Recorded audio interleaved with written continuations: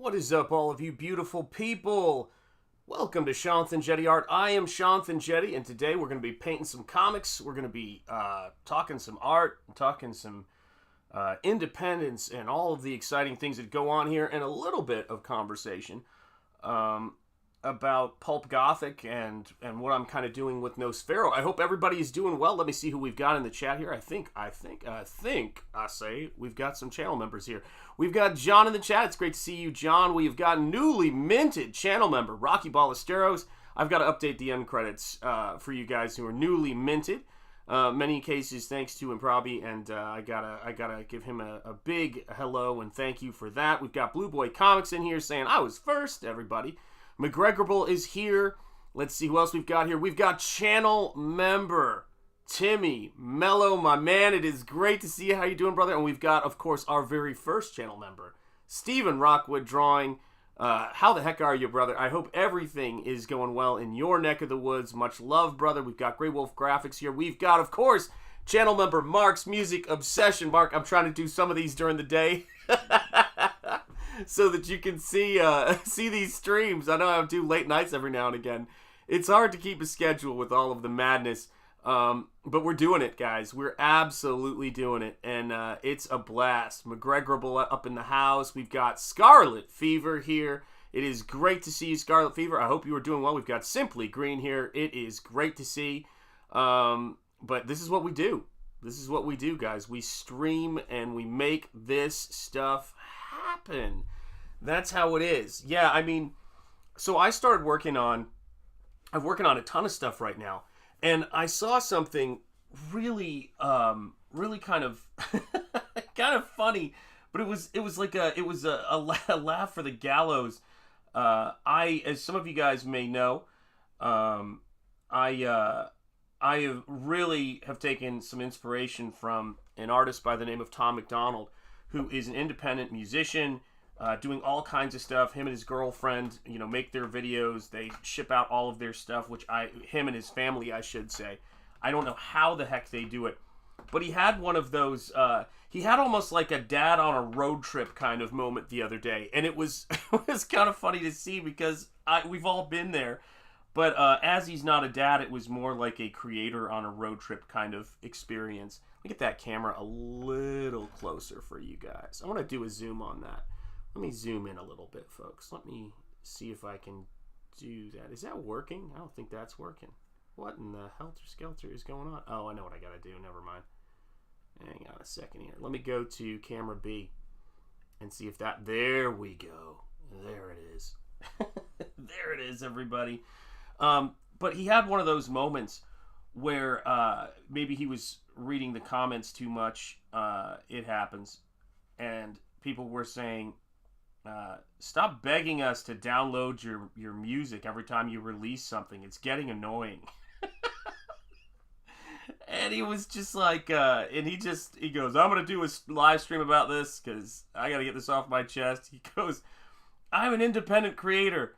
I am doing all of this with absolutely no help. In fact, I'm dealing with people who are actually trying to harm what I'm doing and all of this kind of stuff.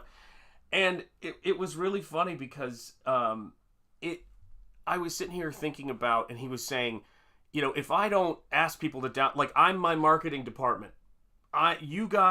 This is you guys powered. I have to ask you guys for your support. I have to ask you guys to financially support what I'm doing. And that's someone else's job in a different world, but it's my job here. And it was really nice to kind of, it was nice to hear him kind of articulate the stresses and the pressures of being an independent creator and doing all of this stuff yourself, because you start to, you kind of forget how much you're doing sometimes. And it's a different kind of, it's a different kind of problem. Like, I had a buddy, and it's so funny. I was taking him. This is how some of the toughest people I know operate. I was driving him into work, and he looked at me and he goes, I don't know if I can go in and teach today. I feel really tired, man. I can't figure out why I'm so tired. And this is no word of a lie. This actually happened. He goes, I don't understand. why am I so tired? And I looked over at him. Actually, I was driving, so I looked over at him. I didn't look this way. I'm in the States. I'm driving on that side of the car. And I said, dude, your wife had emergency heart surgery on Wednesday. Like, she could have died. That's why you feel exhausted. And he was like, oh yeah. And and sometimes people have no idea. And it's crazy. Well, on this one, so let me answer some art questions as well. Hello and welcome, Devil, Flyer, Momentum. It is great to see you. Thank you so much for the kind words. We got Simply Green in the house. I got used to the like and subscribe. Can be a bit annoying at times, but there's always something new or someone new in live chat. You're absolutely right. What's up, Mr. Monkey Boy 1969? It is great to see you. Let's see. Anyone in chat currently collecting Silver Age? Now, there's a question, man. Yes, Timmy Mello. I was like, yeah. Yeah, it does the like and subscribe thing. And I've heard people say, oh, man, I can't stand the like and subscribe thing. And people are welcome to, do whatever they've got to do. Sark, it's great to see you, Sark. How are you doing, my friend? But it's the funny thing about it was, and what I guess it got me thinking about, in terms of comics, in terms of all of the different stuff we do, is that when you're independent, you are so reliant on people helping you to get the word out, because you get to a point where you hit your work saturation point. I told someone who had a newborn, they go, I have a newborn kid. I feel bad complaining to you because you had twins and that must have been exhausting. And I just got one and I'm tired. And I go, you can only, once you hit completely exhausted, you can't get more exhausted. If you have twins, your average, having, God bless, God willing, you're have two healthy twins. Having one baby with colic will strip the paint off your face. My son had colic also, and that was the thing that I think about, man. That was exhausting. So when you're painting, when you're drawing, when you're publishing, when you're doing all of this stuff, and you are trying to bring beauty into the world, it is kind of an amazing thing for a lot of you guys who've been here, from the start, and been here for, gosh, some of you guys for SHANTH ENJETI art. Some of you guys have been here and known me since college. New people coming in is necessary. New people coming in and supporting this stuff, but I'm always grateful, so grateful to you guys for being here. And it's, I think that independent creators oftentimes really do, I don't think people understand how much we benefit from from kind words and from support, and it really does keep us going, because it's something that can feel insurmountable, or that can make you feel or think that it's how do you do it? And for some people, I'm sure there's a hearty amount of having faith. There's a hearty amount of doing things to recharge yourself. But a lot of us, even the best of us, forget sometimes. And amen, Mr. Monkey Boy 1969. I always like see you guys sharing good vibes, man. Yeah, I remember the boys having colic when they were little. Colic is like you don't know whether you need to change their diet or call an exorcist. Simply Green, newly minted channel member. That's right. I got to update those credits, guys, for all of you guys and probably gifted memberships too. Newly minted Wrench. Past Master Dan, it is great to see you in the house. And yeah, guys, you guys put a big smile on my face. And yeah, I mean, it's a wild thing. It's an absolutely crazy thing. I was putting my studio together, and I'm signing a bunch of books now. I do everything in bursts so that I have enough room in my studio space to be able to function and paint and do live streams and all of the stuff that we're doing here. I love this brush, guys. Can I just pause for a second and say how much I love using a new brush? I can't use, they cost money, so I don't get to break out a new brush every now and again. But for every now and again. But this is nice. I forget sometimes what having, not having to work for a point on a brush is like. And, but yeah, I mean, I was organizing my studio space, and I came upon, I still haven't opened them yet because I'm one of those people. But I came upon, Ethan's CYBERFROG toys.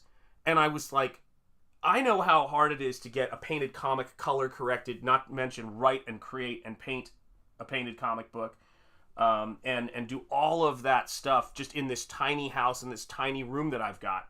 You know, just unbelievable, like, when I think about it. But I looked at those action figures and I thought, this is, you know, getting Heather's face correct, and, you know, Heather Swain, who is the female lead in CYBERFROG, getting her face correct.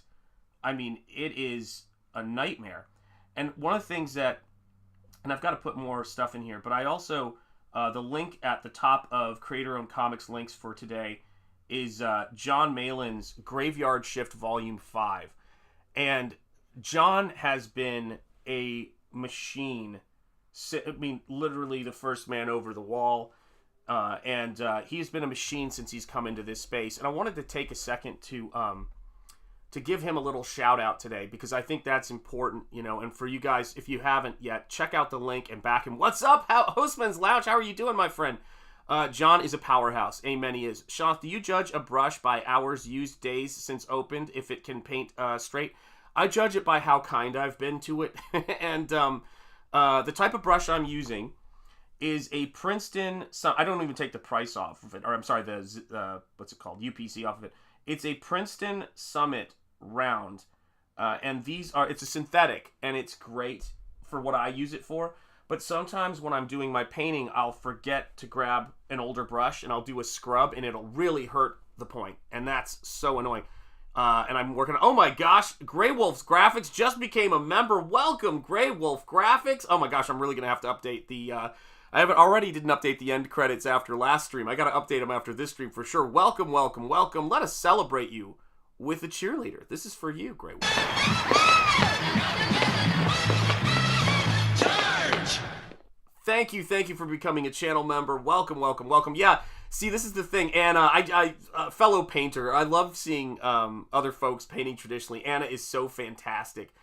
And it's we do it probably because we're just so busy working, we don't think about this stuff. I don't know if any of you guys have ever gone out and then someone's pointed out you still have the tag on your shirt or the sticker on your jeans saying what size it is, but holy cow, that is that's a common experience I have, because I'm just, oh my heavens, I'm just going and going and going and going.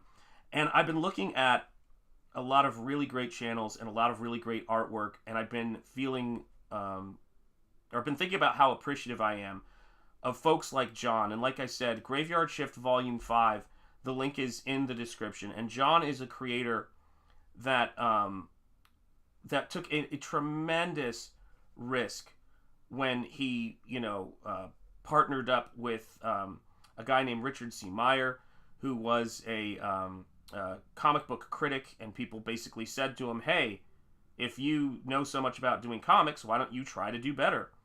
And Richard wrote a comic, and he contacted John, because John was going through his kind of cancellation malarkey at that time. And they got together, but they had no idea. They faced so many hurdles. They had no idea where this was going to go. And wait, sorry, hold on a second here. Mark's whoa, where'd it go? Add to broadcast. Mark's Music Obsession, you're getting good at this chat thing. Shanth Enjeti Art, wrench this dude. You can't just, you can't just wrench people, you can't just wrench people because they're good at the chat stuff, man. You wrench them for something a little bit more powerful, a little bit more meaningful. What's up, Soul Curialt? It is great to see you. Mark, you're wrenched. I had to wrench Mark. What am I gonna do? What am I gonna do? Oh my gosh, Mark, if you're crazy enough to be here in this space, you know how it goes. Oh gosh, guys, I missed you. It's good to be here painting with you guys, and us getting to do what we do here. Because I was thinking again about how, because and there's a video I have with clips. I asked Pete if I could do it. Pete Cimetti, another guy who has been doing the independent comic thing like a maniac. But but I had an interview, or I watched an interview with John and Pete, and John talked about the journey to get him to where he's at right now, and to get him to make that decision, and all of the obstacles they faced with publishers, canceling deals after mobs came after them. I mean, it was nuts. And so I don't ever want to lose sight of that. Of course, dude, come on now, Mark, I gotta do it. It had to be done. It was a moral imperative. Do you know what I'm saying? Yeah. He'll never wrench me. I'm too contrarian, says Mr. Monkey Boy 1969. I'm gonna wrench you, but it will not come by expectation, my friend. It's gotta be sudden now. I can only do a few per stream. Rocky is the forever motivator. Yeah, he is. Been with me from the start, guys. I mean, he's been with me since very early. I've known Rocky longer than I've known Mrs. Enjeti, and he was there when I met Mrs. Enjeti. So here's the thing.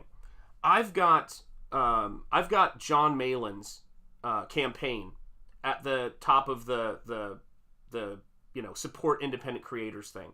Gave it a little space. After that, of course, is my brother from another mother, the Lucent, Painted Death, Michael Bancroft. And here's the thing. If you like absolutely insane, balls to the wall, oh my gosh, I can't believe they did that, superhero horror comics, what John has been doing with Graveyard Shift and Omega Storm is like a crying game, Silence of the Lambs level shocks. And maybe it's not your thing. Maybe it's not, something that you're down for. But I love outlaw comics.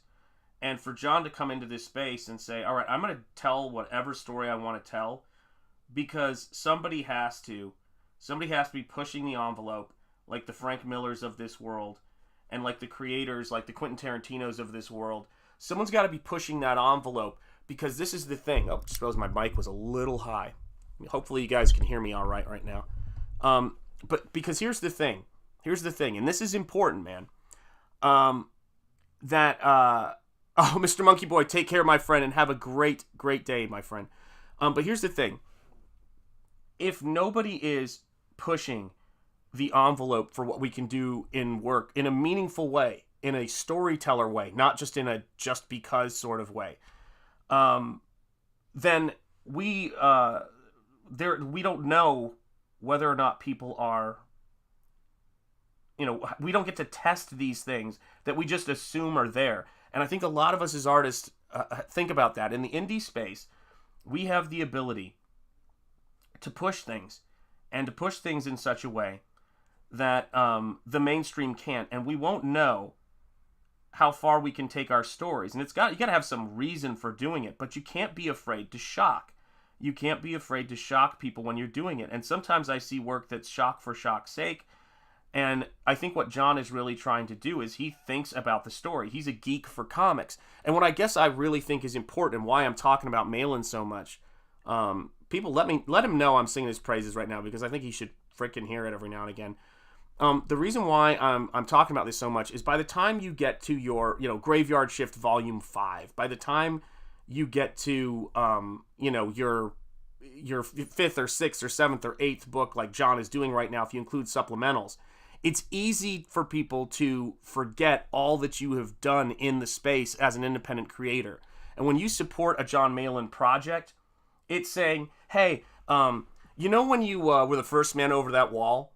That and the same thing goes with Ethan with CYBERFROG. Remember when you were taking all those slings and arrows and people were looking up your financial records and putting them out on Twitter and trying to humiliate you, trying to get you fired, trying to get you to not be able, killing deals that you had in John Malin's case with small press publishers? Remember when all that stuff was going on? I remember.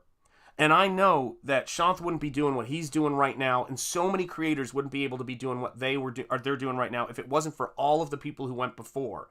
And in this current era we're in, I'm looking at John Malin and I'm saying, you are the first person over the wall with Richard. And when I see Ethan, I'm like, you have done more to promote people and their work for free than anybody else in that space. John is a absolutely close second. There's no getting around it. So do me a favor, guys, and to basically not put John to be alone in the Tom McDonald space, right? go out there and back John Malin's book. Go out there and back. And guys, yeah, thank you, Rocky, for putting the link in there. Ellie, it's great to see you, brother. Go out there and back Graveyard Shift Volume 5, because not only is it going to be a great story, not only is it going to be interesting, maybe it'll offend, maybe it'll, who knows, because it's John. John will go anywhere, right? But because the people who work so hard to build this space and build this stuff deserve your support, because oftentimes they're the keystone on which everything else has been built since. And let me see if I can find... What the heck was I reaching over here to grab? Shoot. It was on my mind. It's going to come to me. But this is the thing too, right? People forget that John and folks like him come into this space and they're making it so that people can hit a certain level of success, and they have hit a certain level of... Oh, I know what I was going to grab. Sorry, just occurred to me. Just occurred to me what I was going to grab. Hold up. Don't worry, it's not Mrs. Enjetti. She's safe. She's safe at work. Is this, guys. So I always try to back Tom MacDonald in his digital music. I like what he's doing. I like he's pushing the envelope, and I like independence. But I also ordered the CDs of his 2 albums. He doesn't put all of his stuff out there on his on a big sale that they did. It might have been a Black Friday sale, but I'm not sure, or digital whatever day sale. I ordered some autographed copies of his CDs just to say, hey man, keep going. Keep going. You're making this stuff possible. You're showing musicians a way forward. This is the same thing, man. You know, John is crazy. I should know. I recognize my own kind. It's the same thing with me. Yeah. And now recently the mainstream, hey guys, we should work together. Yes, exactly. Yeah. There's a lot of that stuff going on. Yes, John lost his last nerve back then and became Jack Malin. That's who's thanked in my book. Yeah. 9 to 12 hours of drawing and 4 hours of sleep. That's exactly right. I'll back Ethan, Shane, and John before I ever back mainstream comics. They might as well just hand the industry over to them. Yeah. And so I bring this stuff up. And if you back John's comic during this stream, by the way, do me a favor. Let me know what your backer number is. Let me know what your backer number is if you back it during this stream. And yeah, he also is responsible for saying grab an ore. And I think that for me, when I'm painting, when I'm doing this kind of work, I'm always... I have enough time to sit back and think about all of the things I'm appreciative for. And John is one of those folks that I'm really appreciative for because he works his ass off, and he's very Michigan. He's very, he's not overly, flashy with the stuff he does, but he means what he says, and if John says he's going to do something, he's going to be there, and he's going to make it happen by hook or by crook. And all of these, he came to comics so honestly. He was one of the guys he's probably about my age, who, when the industry was kind of falling apart, and when it was really, in trouble, he came into it late. That's when I was trying to break in around that time. And it was impossible to get your foot in the door. And most of us gave up on our dreams of trying to do anything with comics. Yeah. Crenshaw, I hope you are doing well. And I hope that everything is going well in your neck of the woods. We're doing great here, my friend. And it's great to see you. Great to see you, man. And it's one of those things. Yeah. Let's go, Spartans. Yes, indeed. MSU. There you go. Yeah. So he's a young guy. Yes, Mark. Well, it's funny, isn't it? That's taken on a whole different definition, as you know, right? To me, there's only one group of people that I'm spending a lot of time thinking about. The people who work in their tails off. Aviator Surge, how are you doing, my brother? It's great to see you. I was just thinking about you this morning, man. Oh, my gosh. I remember when I was trying to read your name for the first time. And I couldn't pronounce. I was like, and then you went, it's Aviator. And I went, oh. I don't know if you remember that, man. Oh, that cracked me up. But it's. I want to see John do well because it's the right thing for the universe, in my opinion. The dude works so hard, and he hires people. Here's another metric that a lot of people should remember when they're thinking about John Malin. John Malin probably has employed more people and given more artists, or I should say, paid more people to make artwork, do books outside of himself, which is to say hiring people to pencil, to ink, to letter, giving people a chance to write short stories, hiring people like myself to do pinups. This dude is good people. What is up, Kayla? How are you doing? It is great to see you. Good afternoon, my friend. Yeah, Aviator. Yeah, I know. You guys know, man. It was, listen, you know, I'm a special man and all that entails. So, yeah, if you have not backed Graveyard Shift Volume 5, what the heck are you waiting for? Go and do it. When John wakes up, and I don't even know what his sleep schedule is like, it'll probably be in about 4 or 5 hours. When he wakes up, show him some love. Let's get him to 80K. Let's get him to, what is he at right now? What is he at? He's at 74,000 with 845 backers. Let us get him to 80K. Have I even, hold on a second here. Have I backed this campaign yet? I'm trying to remember what the last campaign I backed is. Good heavens. I can't eat, I don't know whether to scratch my watch or wind my behind at this point.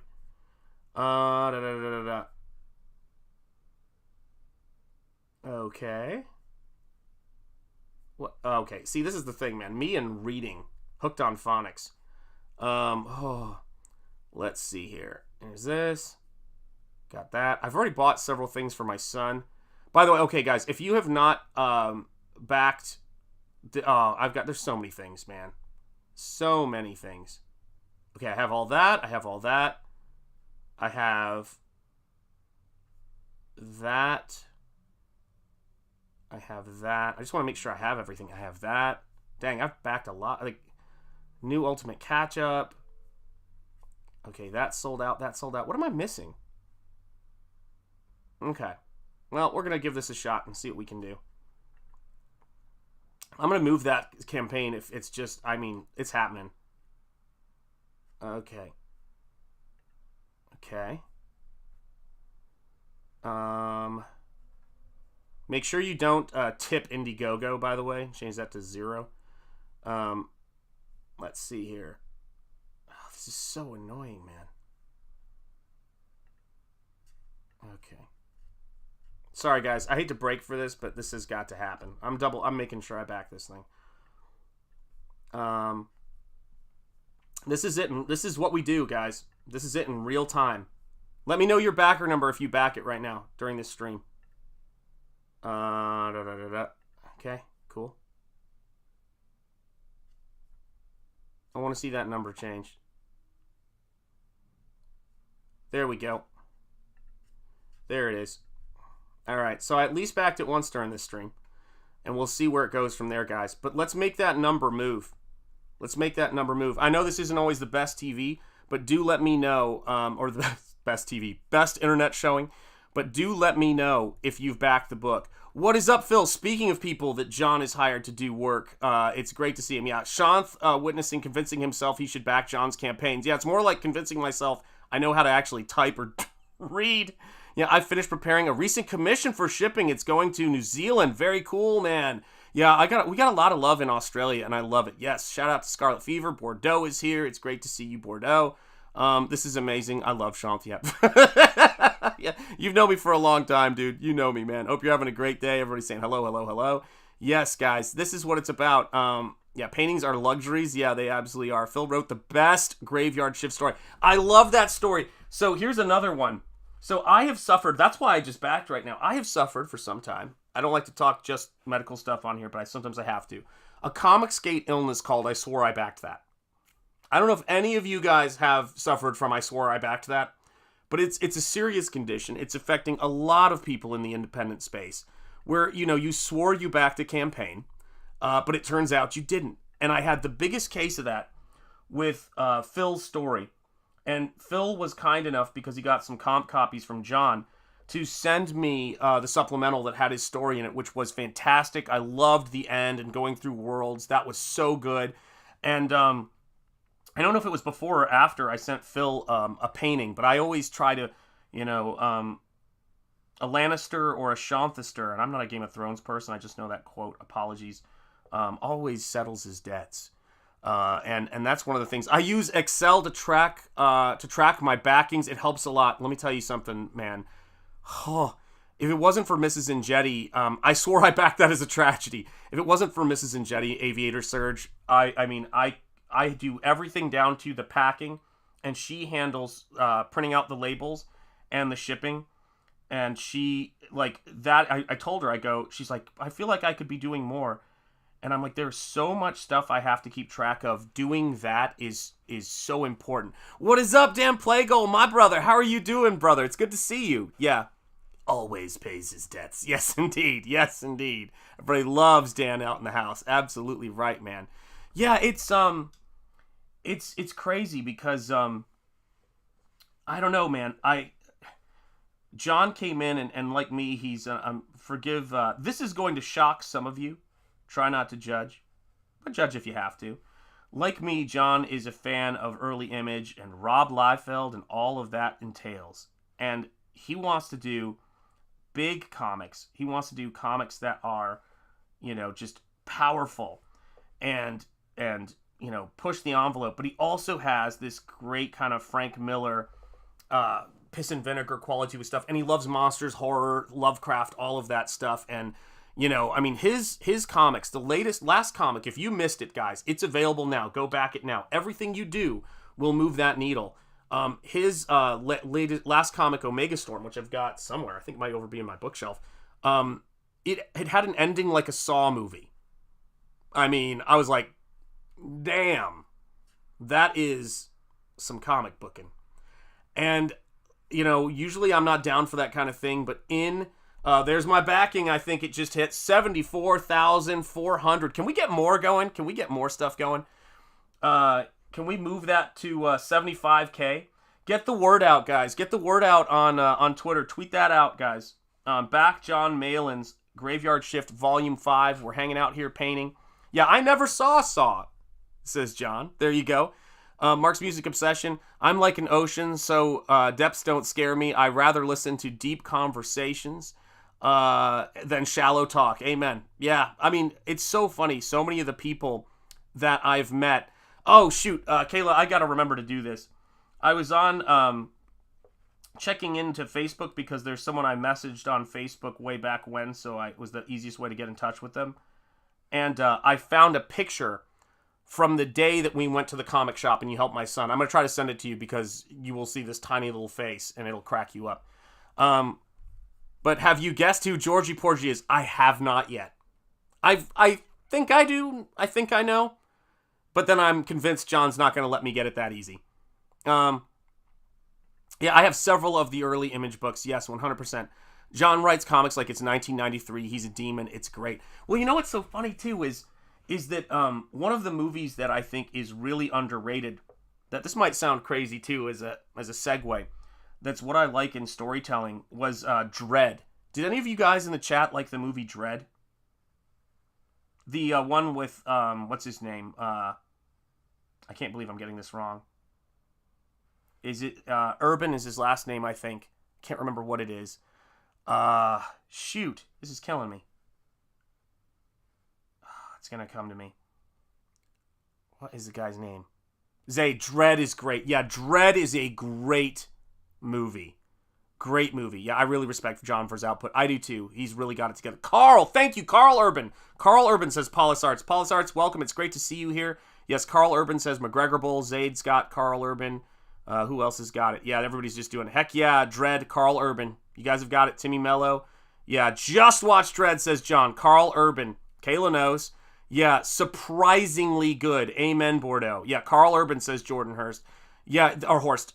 This is the thing about it, right? Yeah, it was great. Dread is great in 3D. I did not see it in 3D. So here's the thing, right? Is that comes out of the British indie scene. The stuff I'm into is Frazetta. It's, there's Frazetta, there's Richard Corbin, and that kind of thing. So mine's kind of more American work, and then, certainly a little bit of the British stuff and a little bit of the French comics. And this is the thing, man. It really should be, and I love Kayla Slain. Someone was asking me, I think you might have been there, on a previous stream, saying, what are your painted comics you love? And I can't believe I didn't come up with Slain. Because Slain is, for me, is one of the most beautiful... Like, I think it was just because my brain was foggy. Shocker. Slain is one of those comics that is just beautifully painted. And Simon Bisley is the man. And I may have, I don't know this for sure, Phil. Correct me if I'm wrong. I may have introduced Phil to it. Yeah, Corbin is great. Frazetta is obviously amazing. Inspired so much. Yeah, I love Richard Corbin. Yeah, 2000 AD. Yeah, you gotta love it. Yeah. Rewatch it. You should rewatch Dread. It's so great. I wish I could back... Oh, shoot. Just missed it here. Oh, darn. Trying to click on it. Crunch FAO. I wish I could back Graveyard Shift, but I need to get the catch-up perk, and that's pricier than possible right now. Darn it. Understood. Just went back to the source for my story last night. Blade, yes. That Slaughterhouse rave scene really holds up. It does. Blade is one of my favorite movies. I actually have a Blade figure over there that I ordered a custom Wesley Snipes head for because I love Wesley Snipes' Blade. He's the man. Yeah, they wanted to hit 50 million to make a sequel, but barely passed 40. I know, it's awful. It kills me, man. It kills me. I love it. Yeah, Slain is absolutely gorgeous. I love The Crow. I've got The Crow over there as well. That's another thing that influenced me tremendously. Love The Crow. And I was a big Brandon Lee fan. So in addition to having the comic, which I got after the movie, I was devastated, man. I remember that morning and finding out, like, and just being in shock.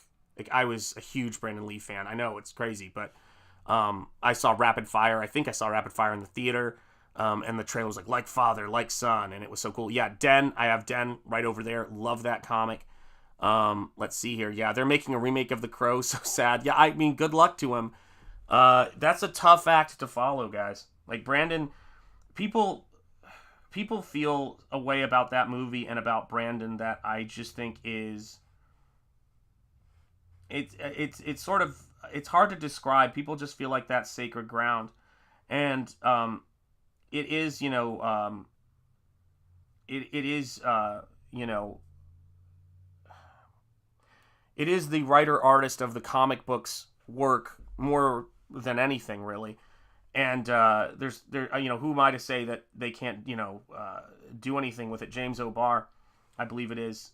But still, it's tough. I don't know how they're gonna tread that fine line. Jason Momoa stepped away from Crow. That says a lot. Yes, yeah, and I think that's because people feel that. Yeah, my sister gave me a copy of Laser Mission, but I never watched it. Yeah, that is the most insane movie I've ever seen. It's so crazy. I asked the other day, and you cut out, what are your thoughts on Earl Norham? Oh my gosh, I don't know if, let me see if I know his work. I might not. Earl Norham. Oh, geez, yes. Beautiful. Yeah, I love this work. It's gorgeous. Yeah, I love this, this era of work is absolutely beautiful. Yeah, I don't think I've seen this work before. And it's weird because I've got a Samson Pollan book over there. I've got a bunch of pulp artist books next to me. I've probably seen this work and not known it, but I've not put the name to artwork ever. So this is something you're introducing me to. Oh, this is fantastic. This is fantastic. Oh my gosh. Yeah, thank you for sharing that. Very cool. I've got it in the, I've got it right there. Rockwood, drawing you in England, disappointed when USA stopped selling the 3D Blu-ray. Yes, I have a 3D TV with the passive goggles. Oh, very cool. And I can't find new movies for it. Yeah, because of the DVD Zone code. Yeah, that's annoying. Diesel! Channel member Diesel in the house. It's great to see you. Ninja rolls into the room. Indeed. Diesel, my brother, it is great to see you. How are you doing, channel member and Rockstar? Yeah, I don't know. Yeah, I don't know that stuff. Yeah, Diesel, what's up, my man? Lots of love for Diesel. Yeah, I love the Crow comics, and also I put Poison Elves in the same category. Yes, yeah. Yeah, it's tough to do. Yeah, of course, I love it. Kayla, you're 100% spot on. Yeah, Comrade Sammy saying hello. Welcome, Comrade Sammy. Where are you, Comrade Sammy? Where are you? Just had you. Yes, indeed. It's great to see you in the house. Yeah, man. It's, yeah, what is happening, broski? sitting here in Las Vegas watching my nephew play. Oh, that's awesome. High school varsity baseball. And watching my main man, Shanth. It is great to have you here, Diesel. Good luck to their team, man. That's awesome. It won't rain all the time. Still pops into my head. I'm 6'6" doing ninja rolls. That's right. You're knocking down buildings doing those, man. So yeah, we've got Graveyard Shift still sitting at 74,400. Can we drop the link to Graveyard Shift Volume 5 in the chat? I want to see that campaign move. I think I'm going to try to do some streams promoting the shit out of that because I think it has to be done. Has to be done, and I want to definitely talk some more about Graveyard Shift. So for those of you guys tuning in, I still do, someone asked before, I do use both acrylic and gouache. Right now I'm using what I call it gouache. It's Pelican Pan opaque watercolors. It's a little bit like the opaque paints that Japanese poster paint that is used for backgrounds for Studio Ghibli films or and all of that kind of thing. Or is it Ghibli? I can't remember. And it's got a matte kind of finish to it. And then sometimes I am considering, because sometimes I want to get really great dark values in there, I'm thinking, what's up, Henry Bemis, my brother? How are you doing? It is great to see you, man. Hostman's Lounge, what's up, what's up? Hey, Shanth, hope all is well. All is doing well, Henry. I hope all is well with you, brother. It is great to see you, my friend. Excuse me, man. It's a really great, paint. It's a really great media. And so sometimes when I want to get a little bit darker with this stuff, I've been, I'm going to experiment using casein, which is a milk-based paint, but it's water mixable and it dries matte, because it will allow me to get rich darks that aren't nearly as reflective as acrylic is. But I'm going to be doing mixed media stuff. I use ink too when I'm working. Sometimes I'll sketch something out with a little bit of ink and then paint over it. It all just depends. Let me rotate this canvas so you guys can see it a little bit better when I do this next bit here. So yeah, so there we go. Oh, I'm painting.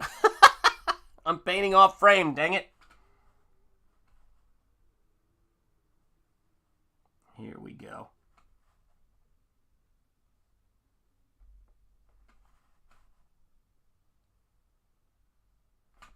There we are.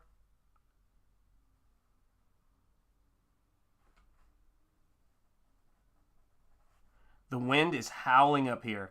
Before I started streaming, our pet bunny, aware that there was atmospheric changes happening, thumped his feet like 3 times upstairs really hard, and it just cracked me up. Our Luniverse, what's up? Happy birthday to you. Oh, I had a birthday yesterday. Well, allow me to send you some cheerleaders, my friend. That is how it works here. So happy birthday. Charge! We've got Eric Huffles in the house. It is great to see you, my friend. We have got the art and times of Jay Ryan. It is great to see you, my friend. Of course, our Luniverse is here, and 40% Zed. I'm listening while working. Did he say milk-based paint? Yes, I did. Yes, I did. So, the craziest thing about it is that it's a very old kind of paint that isn't used a lot anymore, and there's only one company that makes it. And but it's been used. I think Michelangelo used it. So it works like gouache and watercolor, except for after 3 days it cures, and then it can't be reliquefied. So it's got a lot of the properties of gouache in terms of matte, and you can get very detailed with it and then do washes over it, and it pairs with everything really well.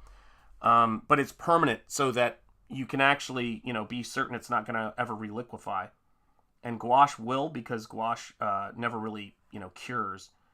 It dries, if that makes sense. Although, as a buddy's always telling me, when people talk about art lasting forever, he goes, not that you should do this, but he goes, if you rub your thumb on an oil painting, the paint's going to come off, right? Like everything. There's no way to make a painting 100% permanently safe. They tend to last. It's like it takes usually a pretty horrific situation for a painting to go sideways, like a child falling through a painting, which I saw happen on a YouTube video that scared me to death. But yeah, it's really crazy, man. Yeah, sounds delicious. Do not eat it. Do not eat that paint, guys. Please don't. Please fight that urge. Please fight that urge. My goodness. Craziness. Here we go. Let's do some more painting, guys. And this is the other cool thing about it. The size of your brush does not really dictate how good of a point you get. what the size of the brush is about, and all brush sizes should have a good paint if they're round, and that's basically what they're for. It's really more about how much paint the brush can hold. So it holds all the paint in those bristles, and you get a longer time to use it if you get your paint mixture right, your viscosity right, and then you go in and you add to it more paint. That's what it is. What's up, Jimmy Reyes? How you doing, my brother? It's great to see you. Hola to you too, man. Groken 3 trailer dropping soon. Very excited about that. Henry Bemis, my man. I love seeing you in the chat, brother. It's so funny. I've been trying to organize my studio. Yeah, that's how you say gouache. Yeah, well, at least that's how I say it. It can rot if you leave it out. It won't rot once it's painted. The mixture, like if you that's the same thing with egg tempera as well too. Like you don't want to leave your egg tempera out. Not good. Not a good thing. Yeah, so it works with watercolor, gouache. Yeah, it is still one of the best entrances ever in a movie is blades. Yeah, and so I guess that was the thing about the Dredd movie, which I was talking about, because it does make me think of John Malin's work, and the way that he writes and that kind of thing. I thought the relationship between Dredd and Anderson was incredible, and I don't know what to say. I mean, I just thought it deserved a sequel. Like when you get to the end of that movie and you get that final little, is she a pass or a fail? The story has just built to that moment so beautifully. And there's a lot of movies, 2024, Year of the Wooden Dragon. Indeed, indeed. Let's see. Yep, that was a surprise to me. That was the first one I ever had. Diesel. Oh my gosh, let me go back. Rocky. Hey, Jesus would have been a baseball fan for sure. So that was recent then. Yeah. Let me see. Reactivate with water.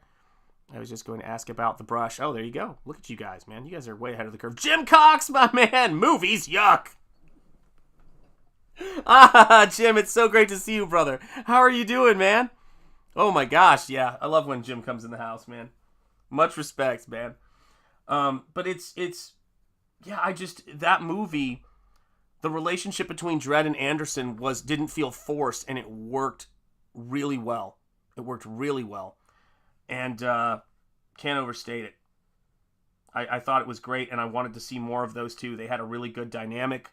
The actors had great chemistry, and they really seemed to breathe life into the characters. I love the fact we never saw Dredd's face. That was really cool. That Carl was so committed to the character. He's like, I want the character. I don't need my face seen. Got to respect an actor who will do that.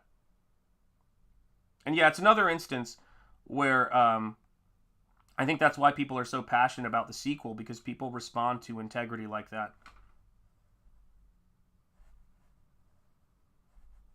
And Carl is a very, serious working actor. He's a fan of the comics. He felt a responsibility to the source material, which is always great to see. And, when it comes to source material, you can go against the source material, of course, as a creator, and sometimes as filmmakers, they will do that, but you do so at your own peril. I mean, if you pull something off, it could be really powerful. It could be a really amazing work. And if you fail, you got to kind of own up to it. And for me, there's so many situations when they don't require you to do that, I don't understand why one would do it. It's very weird, because it takes 3 days to play the game. Dang. Yeah, Dredd was an awesome movie, but I must give a negative review because it made me misspell Dredd. I agree. Oh my gosh. Yeah, that's me in spelling. There it is. There it is. Hey, Shanth, John, Henry Bemis, and all. Yes. Yes, indeed. Let's see here. Yeah, she broke every instant fail rule, and he passed her, and that was the thing I liked about it. Here's the thing I liked about Dredd so much, right? Is that even though he broke... Here's an interesting thing. Here's something interesting, as Jay Leno used to say. Here's the thing about it. Here's a weird one for you. That's one of the things I like about John Malin. John kind of reminds me a little bit of that, where it's like you see a character who is tough as nails and who is like, this is what we're gonna do, this is what we're about. But he's yeah, it's like you see the character of Dredd, and all you know about Dredd is Dredd does not compromise. And it's important for you to know Dredd does not compromise so that when he does, it has gravity to it. So that when he shows that soft side and that nuance, I don't know if any of you guys ever had a strict teacher that was loved, not a mean teacher, not a bastard, but a really respectable, strict teacher, or a parent who was very strict and to get, like, this is how it is. I tried very hard to create a moment like that in Nosfero that I can't really speak about without giving spoilers. But when a character lets that part of themselves out, it's so much more rewarding when you see their soft side. It's got to be sometimes, man. It's got to be a Malin love fest. I always tell people this, is that I'm trying to land the joke right. I consider John Malin a friend, and he considers me an acquaintance that he likes to keep at a distance. And that's how it works. So back Graveyard Shift Volume 5. But it's yeah. Oh my, yeah, you, John, I'm waiting for yours to come up on here, but you're 100% right. You're 100% right. And so I would always be very strict on people's artwork when I was teaching. I tended to be very, very strict. And it made, when I said something positive, and it wasn't strict for the sake of strict, it was like, you need to do this, this, and this. When you see somebody finally pull it off, it means more to them. It means so much more to them. Movies and Malin, I'm out. Jim Cox is like, peace. I'm out of here. I've had enough. I know me too, Rocky, about to be 45 in June. Holy crap. Hey, man, that's awesome. Make sure you let us know when your birthday rolls around. But yeah, I would love to see, because I love the horror genre, because I love the comics of that time, and because I really do appreciate how many opportunities John is creating for people to work, people who want to just come into the independent scene and be able to have a better experience as artists, pencilers, and inkers. Basically being able to work on other people's stuff, because not everybody wants to create their own thing. It is so much work. It's so much work, and there's so much risk involved in it. And it can be really rewarding if you love it, but it's like having kids. If you don't like kids, having them is going to really show that to you. I love having kids, but I would never look to someone and say, oh, you should have kids. I'd never look to a creator and go, oh, hey, you should launch a comic book. And it's just nuts, man. Yeah, John is a mentor. I don't think he considers me much, if at all. Yeah, he's one of those guys, yeah. Where is it? I regularly use quotes from Wizard of Oz and Casablanca. Does that make me old? No, that's perfect, man. Every now and again, I will say to my buddy who goes, hey, my classes have all filled. He's an amazing teacher. And I'll go, I'm shocked to find that gambling is going on in here. You're winning, sir. Thank you very much. What's up, Gigafux? How are you doing, man? It's great to see you in the house. Yeah, and it was, I think one of the weirdest things, how do I put it? It's fun to be around folks with interesting taste and who have a lot of cross-pollination in their stuff. And if I'm not mistaken, I don't know what book it was, come to think of it. It might have been a Second Chance campaign, or it might have been me buying, one of the collected volumes when it was issue 2. Maybe. I should check it, and so I can find when it was. But the reason I backed John Malin for the first time on one of his books is because he said that he was a massive Rob Liefeld fan, and I thought, anybody who would say that publicly has my support. Because there's so many different eclectic things that people like. And for me, people find out I'm a massive fan of Todd McFarlane. They're like, well, really? And I'm like, yeah. I like Twilight Zone, Todd McFarlane, Frank Frazetta, Richard Corbin. Dave Stevens is one of my heroes, as you guys can see. I like Tim Burton's Batman. I like Anton Furst. I like the Universal Monsters. I like H.P. Lovecraft. He's my favorite author. I like Charles Dickens. I like Bram Stoker's Dracula. I think it's a perfect work, in my opinion. I like Lawrence of Arabia. I like Dr. Zhivago. I love Lamp. I like movies like Dredd. I like Akira Kurosawa. I like Seven Samurai. I love the Hammer horror films. I think they're great. I even like the late films in the 70s. That's what it is. That's what I love about this stuff, which is how do you, I don't know. And you know what's even funnier than that? And if you've been in this chat for a while, and if you haven't subscribed yet, please make sure you are, and make sure you haven't been unsubscribed.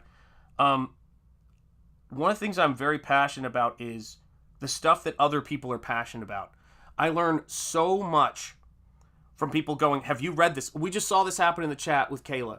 Kayla just suggested that I look at an artist, and it was great. I was like, holy cow. I've never heard of Earl Norham, I think it's pronounced.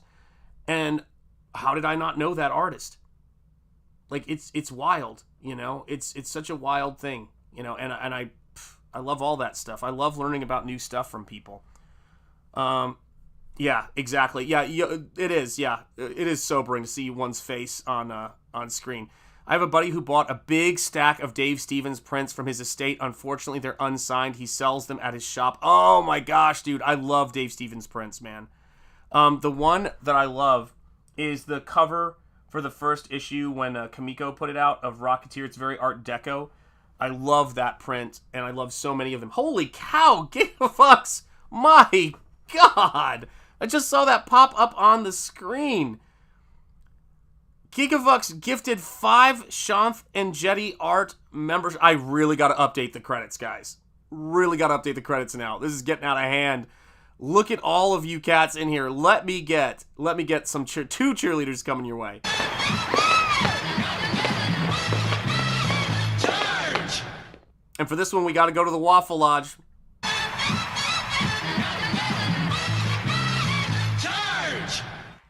Thank you so much, Gigavox. That is awesome. And let me say, yes, Eric, I never had. Welcome all the new channel members. Thank you, Gigavox, for supporting everybody. And I see a lot of new emojis and members emojis happening. Much love, guys. Yeah, the daytime crowd is great, Shanth. You're right. Mark's convincing me. Mark's like, listen, Shanth. We're brothers. We're close. I have a music obsession. You have a gouache obsession. Daytime is the best time. Let's make it happen, man. Let's make it happen. Yeah, the daytime crowd is nuts, man. You guys are amazing, and thank you again. I really do appreciate it. I'm at a loss. I'm at a loss, guys. Excuse me. And so, yeah, Dave Stevens and his artwork really introduced me to pulp. It was my first experience with it, and I didn't fully understand that at the time. But I was introduced to Dave Stevens' work freshman year, the softcover trade paperback that was put out. A guy at college had it, and I remember I said to somebody, I want to draw comics, and you don't need reference to draw comics. Think of the irony of this now.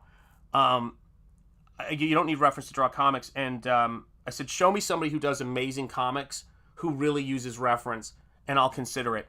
And the guy showed me Dave Stevens, and I went, oh, I'm going to start using Dave Stevens' work as an influence for me. And I started shooting photo reference and everything. So let's do this, guys. First of all, let me answer that question. Yeah, I did not know about Earl Norham's work and that stuff. Oh, Master League. That's probably where I've seen it. Yes. Yeah, man. Ah, so good. Yeah, introducing me to Betty Page. Same with me. What's up, Scotchley, channel member? How are you doing, brother? I gotta really update my credits, guys. Sorry I didn't do it for this stream, but sometimes I'm like, it's better to stream. Let me grab the book. It's better to stream than to, not stream. And I will have it updated by the end of the day. It's just so many things to remember. I gotta go into iMovie and do all that stuff and build it out. But guys, this is one of the books that I bought. I think I might have bought this up at the Salem, Mass comic shop, if I'm not mistaken. So this is the Dave Stevens Rocketeer Artisan Edition. And what's cool about this is it's small. So it's not a giant book. So it makes it possible for us to kind of like look at this stuff in a little bit more detail. And so let me see if I go to camera B. Here we go. I'm going to zoom. I think I'm all right. Okay, cool. It is just beautiful, beautiful stuff. It's a beautiful collection. And you can probably see, excuse me, you can probably see, gosh, my voice is going, man. I must have bad allergies. You can probably see a lot of Dave Stevens in my brushwork, but this was my introduction to Betty Page. You guys may know this this page turn, but it was also my introduction to because I was already using a brush because I had trouble with quills. It was my introduction to, actually, was it? No, Tim Vigil was probably my introduction to brush inking, but this was my introduction to brush inking and reference. And I started, for Christmas this year, I bought my son a GBZ toy because we went to see the, the museum in Massachusetts where they have the Granville Brothers GB planes. It's, so we looked at that, and then we watched Rocketeer, the opening scene of Rocketeer, because he loved airplanes. I mean, look at this stuff, the hand lettering. Do you guys see what I'm talking about, man? This was the stuff that inspired me, you know, is this kind of stuff. God, Rocketeer is so good, you know? And Dave Stevens, and I almost forgot to say this. I'm going to keep getting up. I'm sorry, guys. This is a moving stream. And I don't mean it's emotional. I mean, it's, I'm moving around a lot. There'll be a loud crash in a second. I met Dave Stevens and showed him my work at San Diego Comic-Con. And Dave was so complimentary. He's like, you should tell Dark Horse to take another look at your work. And of course they were like, we don't care what Dave Stevens thinks for some reason. What are you going to do? But he signed me a postcard that I take so much inspiration from. Whenever I see this and whenever I'm trying to do something in comics and in independent comics, and it's a lot to break that static friction. You know, you guys can go look at what Nosfero raised, and you can think about how much time it takes to make the comic. There's so much riding on this Second Chance campaign for Nosfero and every project I do, because we can't sustain even remotely what we're doing if things stay at that level. We have to get the word out. But whenever things are tough, I always look to these little comic book moments I had with creators, and those inspire me so much. They inspire what I do so much. And that's what I love, you know, about comics. So I will always love Dave Stevens' work, but him as a person, he was incredible. And there's a lot of Dave Stevens, weirdly, in Nosfero, you know, and that's what it is. And I love that kind of thing. I love that about Dave Stevens, and I love that about the creators of that time. And yes, I'm a huge, thank you, Henry Beams. It is awesome, isn't it? Like, what a great dude. And I'm so glad to see all these new channel members. Thank you, Gigavux and Improbi, over the last couple of days, man. Yeah, Wilhelm Scream. Yeah, you're going to hear that when I go off screen share stream. Yeah, that's right. Peace out. That's how I should end my streams, just walk away. The Rocketeer is amazing. Yeah, The Trouble with Quills, a SHANTH ENJETI story. Absolutely right, guys. Absolutely right. So when I saw Dave Stevens, and I didn't realize that all these amazing artists were painting the colors for the Rocketeer trade, when I first saw that stuff and I saw the painted cover on it, I was like, wow, how is that possible that someone could do that kind of stuff? And yeah, Dave Stevens is an incredible influence on the stuff that I do. He's a big influence. And there's this weird history of 8.5 by 11 prestige format softcover books influencing my work. And so the fact that the Nosfero and my art books have become that is crazy. You know, it really does feel sometimes like these situations are meant to be. And I remember hearing Joseph Campbell talk about that feeling of being helped by hidden hands when you're on the right track. And you guys definitely give me that feeling of being on the right track and feeling positive about these kinds of things. And you know, since, again, guys, if you back John Malin's book, Graveyard Shift 5, do let us know in the chat. It would be great. But here's something I want to also say about John that people don't know about. So, you know, every now and again I'll send John, you know, something. I'm like, oh, I have an idea for this. And I did a couple of cuts of trailers for him, just like for fun. And then he said, oh, would you change this and change this? And if you do that, I'm just going to pay you a little something to do it. And I was like, you don't really have to do that. And he's like, no, I do have to do that. It's important to me. I got to pay you for your time and for, you know, your work. He always does that. And there's been times where I've actually tried to press the issue and say, John, you know, you really don't have to do that. And John is like, nope, I'm going to do that. I have your PayPal now. It's happening. So yeah, if you guys have not backed that, then please do. And of course, yes, I know that Aaron Lopresti is doing that with Kit Carter. It's so great to see, and it's wild. It's wild stuff. You know, there's so much great stuff happening. Yeah, as my daughter actually once said to me, when she was a little younger, because this is how long it's been going on. You know, with Comicsgate. Here's how long I've been in this space. She said to me that her favorite Comicsgate character was the Raised by the Wolves guy. She loves that song. So when I did the HD version of that video for Ethan and sort of recut it a little bit, because Ethan already had that, a video of that. I just kind of up-resed it a little bit because I started doing other intros for him. It was really funny because I did little things like John reaching over for the camera and turning it off. He was just adjusting his camera. But she was like, yeah, he's my favorite character. There was this one Thanksgiving that was so funny when my kids came downstairs for Thanksgiving dinner. And I was like, all right, we're having Thanksgiving. And then I saw them and I said, hey, guys. And they said back to me, hello, like Cecil. Madness. Oh, man. I'm not saying I'm going to win Parent of the Year anytime soon, by the way. But yeah, if you back Graveyard Shift Volume 5, let us know what your backer number is in the chat. Let's make it happen for Jack. For Jack Malin. Yeah.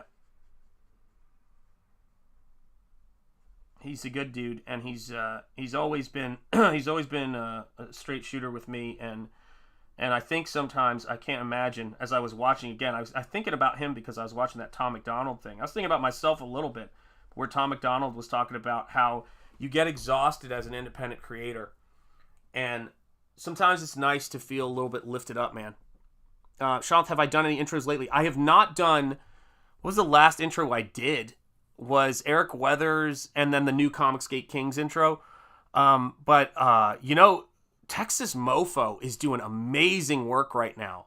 And I shout out to Texas Mofo. But let me say as well that one of my hopes when I first started doing videos, and I was doing just a ton of videos for Ethan at that time, one of my hopes was that that this thing would sort of take over.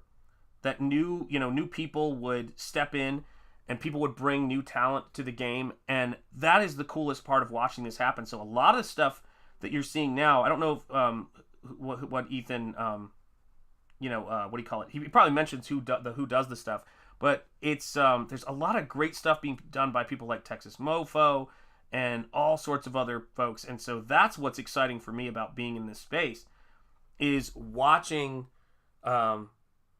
people come in, and anybody with a great idea can make stuff happen, because I guess that's what I've been trying to say too about this whole thing.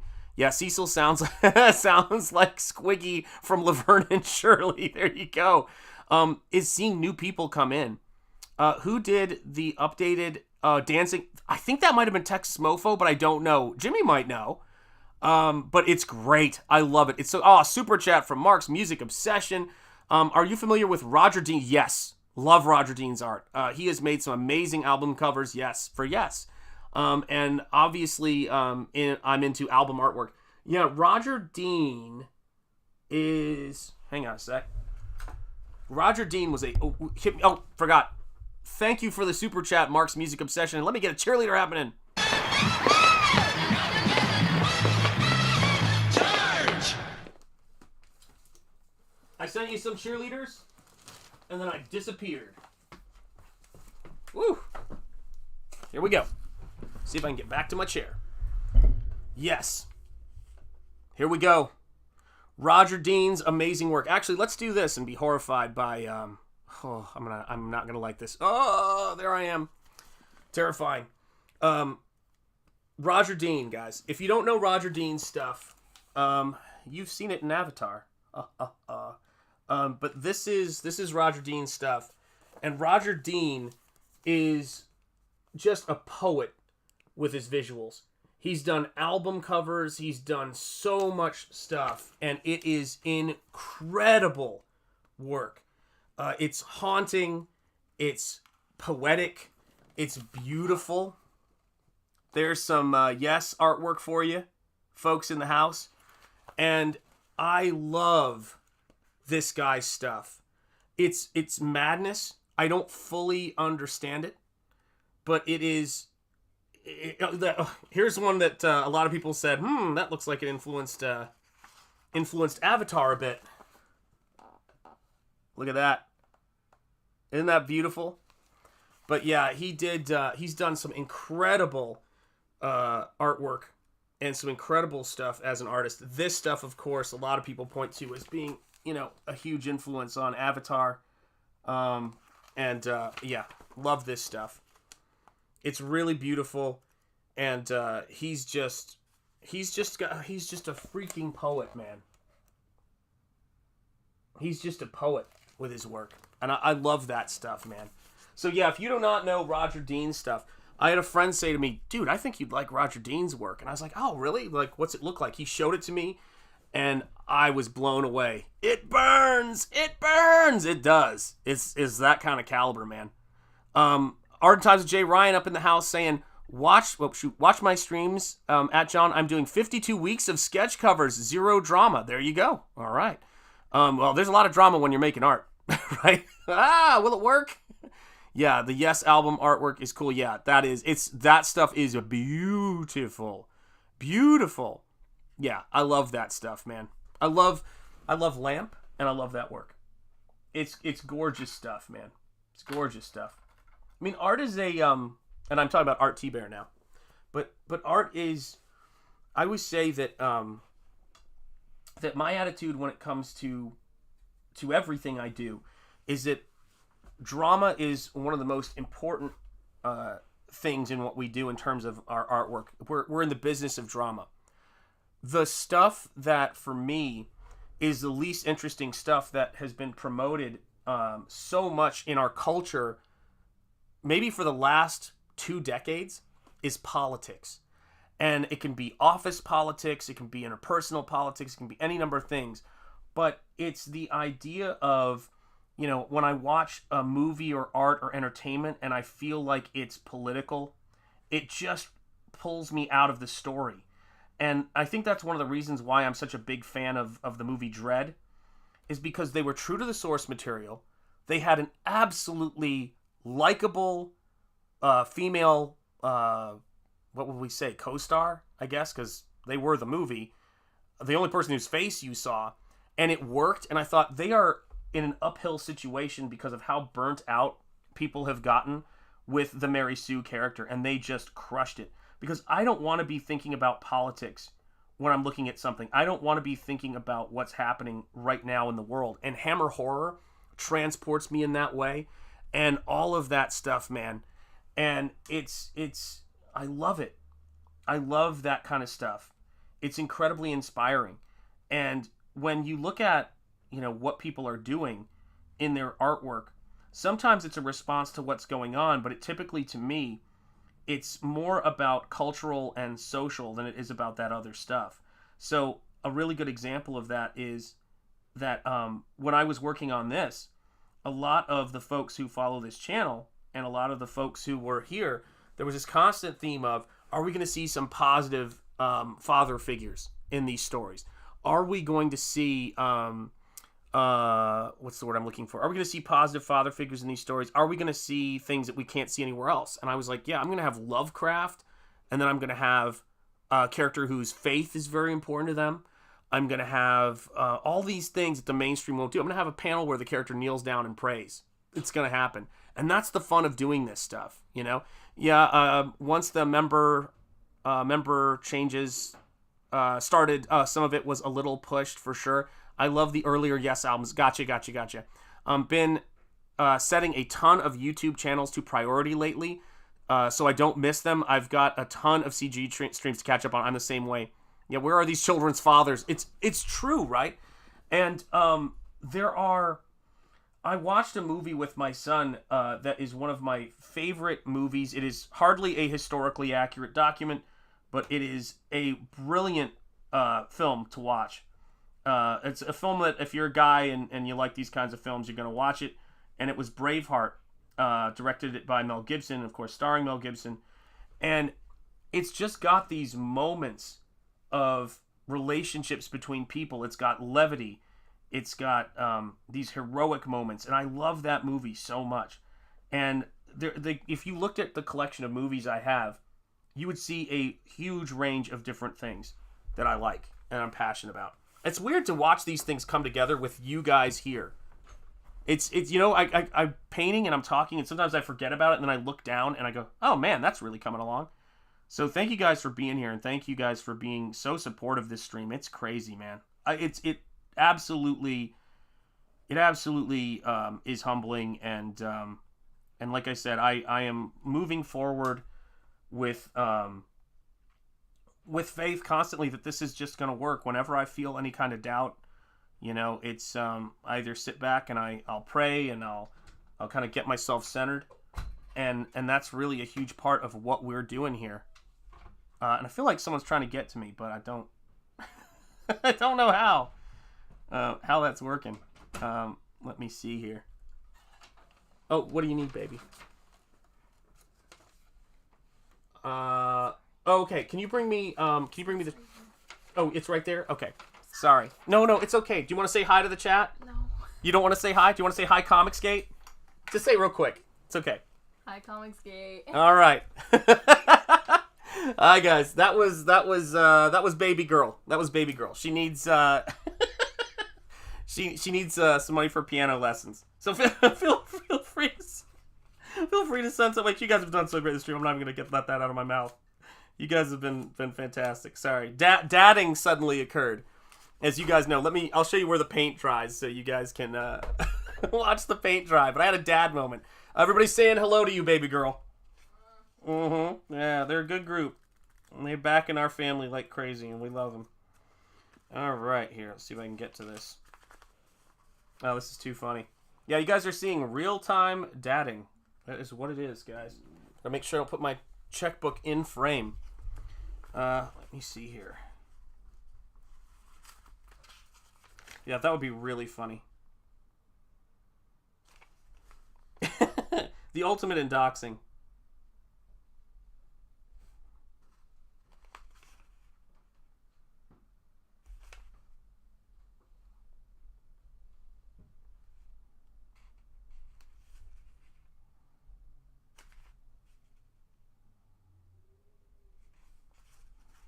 And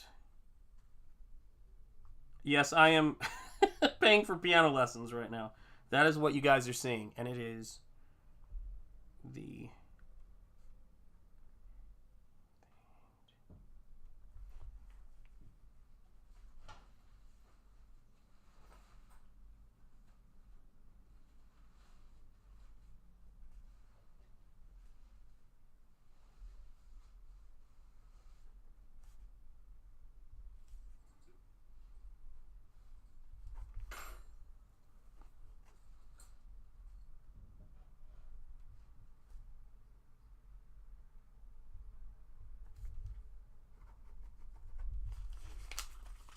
Okay, baby girl, got it.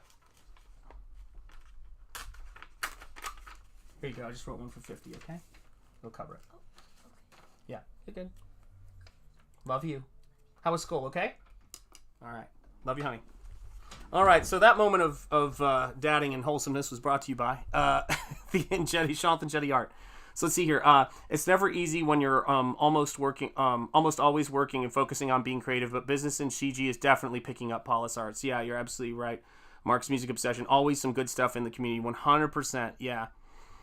It's craziness. Yeah. Make payable too, John's right. Yeah. Bow to Mrs. Enjeti, indeed. And little Mrs. Enjeti. Yes, we love little Mrs. Enjeti. Yeah. I love the blue also. Yeah, that's the key. It's great to see you guys. Thank you guys so much for your patience, man. Yeah, you guys know we're doing all of these things. Some of us have got younger kids. Some of us have got both younger and older kids. We've got all of this stuff going on, and at the same time, trips to the post office, packing things. It's constant, and you guys and your support make this happen. They make this stuff happen, and you know it's.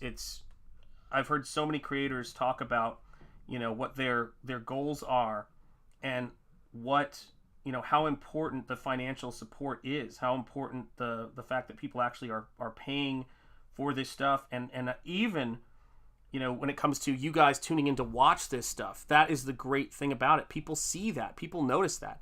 Eric Huffles, let me click on this. Launching today, sign up for Super Dead Issue 2 on Indiegogo by Mandy Summers and Peter Gilmore. Love their stuff on Jack the Ripper Vampire Hunter. That was really great stuff. And what's up, Tammy D? Hail to you. It's great to see you in the chat. How are you doing? Oh, man, it's great. 2 streams in a row. Everybody's saying hello, hello, hello up in this house. Yes, indeed. Let me see if I missed anything. All right, good. I think we're doing all right. So, yeah, it's wild to see this stuff coming together and seeing these paintings come together live on stream. As I've often said, anyone who's interested in seeing, you know, how did Nosfero come to be? And how did, you know, what was the process of making this book? You can see almost all of it on YouTube. I go back every now and again when I need to give myself a nightmare.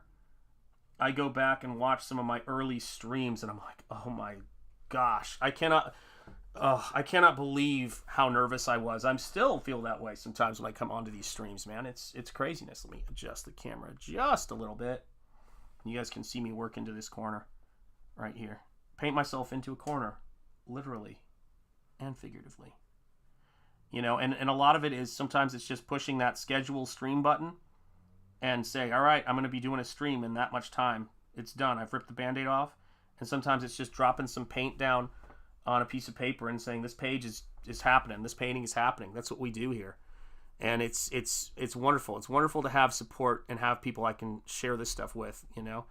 Oh my gosh, neck surgery. All right, well, we're going to be keeping you in our thoughts. That's a lot. That's a lot. Let's see here. A lot of 1.5 streaming for me to catch up, everybody. Oh, wait, I didn't interrupt this stream. Yeah, you didn't. You do great in this stream. You do great in this stream. John, that was not your fault. That was my fault. That was an accident. Okay, let me see here. Let me move my light a little bit as I get into this corner. Boy, you guys are getting a fly on the wall experience here. Yeah, this is wild. Here we go. That's one of the reasons why I use Ecamm instead of StreamYard, is that the resolution on these streams, you can't really stream at 1080p and record at 1080p. It's the way that it works. Yeah, nobody puts baby Shanth in a corner. You're absolutely right. Shanth just blew up that line perfectly and quickly. Mad props. Yeah, that's how you gotta do it. That's how you gotta do it. You know, you gotta just make it happen. Gotta somehow figure out a way to make it happen, and that's what we do here, guys. By hook or by crook. You know, by hook or by crook. I feel like a lot of times when people talk about what's going on in the space right now, I think that in terms of you know, like, is it going up, is it going down, is it this or that, you know, they ask that with everything, with Hollywood, with comics, with manga, with music, with whatever it is. People are always asking that question. And the thing that's cool about a truly independent space is that as long as people are working and putting out great work, there's always a second wind coming, because we're not that big of a space right now. You guys are helping to get the word out, but it's exponential. You know, there's prolonged frustration of trying to move and put stuff in front of people's eyes, and then at a certain point, it's sort of, you break the static friction and it starts to move. And that's why, again, it's like John Malin's Graveyard Shift 5, guys, is there. Indeed, we are praying for you, Tammy. And that's the thing I want people to understand, is that John has been pushing Comicsgate, and Ethan have been pushing Comicsgate for so freaking long that it's, you know, it's needed. It's needed, that shot in the arm, and them to say, all right, I can keep doing this and keep pushing things. So I want to see that campaign, of course, get to 6 figures, especially because of where the story is going and how much I've been enjoying that. But I want to see it for a lot of other reasons too. So again, if you have not backed Graveyard Shift Volume 5, I'm going to check in on it here. Do back it. It needs to be, I want to see it move. Like right now it's at 74,400. I would love to see that jump. I would love to see people go in and back that campaign who haven't yet, because there's some great artists working on it. I really, really enjoyed Omega Storm. And it was, he'd said that it was going to be intense, but I think that I don't know. John's been talking a lot about his approach as a writer, which has been really cool. I've got Black Riding Hood, which is a great outlaw comic, and I just want to see him keep doing that kind of stuff because I like outlaw comics can mean a lot of different things. For me, it means writing comics that can combine things like H.P. Lovecraft and Hammer horror and religious faith and sexiness in one comic. That's what's exciting to me. And thank you, Eric, for dropping that link. I appreciate it, man. Good stuff. Great stuff. And it's anything is possible. Everything is, you know, so many of the great things that we see that happen in this world are incredibly improbable, but they're not impossible. And the improbable possible is what it's all about in the independent space. The improbable possible. And I think that's what was both touching, and then I also kind of felt I could feel the fatigue in him when Tom McDonald was talking, and he was like, I was sleeping in cars, I was sleeping at bus stations, I was sleeping at people's houses. The only reason this thing is, you know, what it is now is because I ask people, please buy, please, you know, download my music, go on iTunes, go on Apple. He's like, that's the reason this stuff is working, is because I continue to ask that.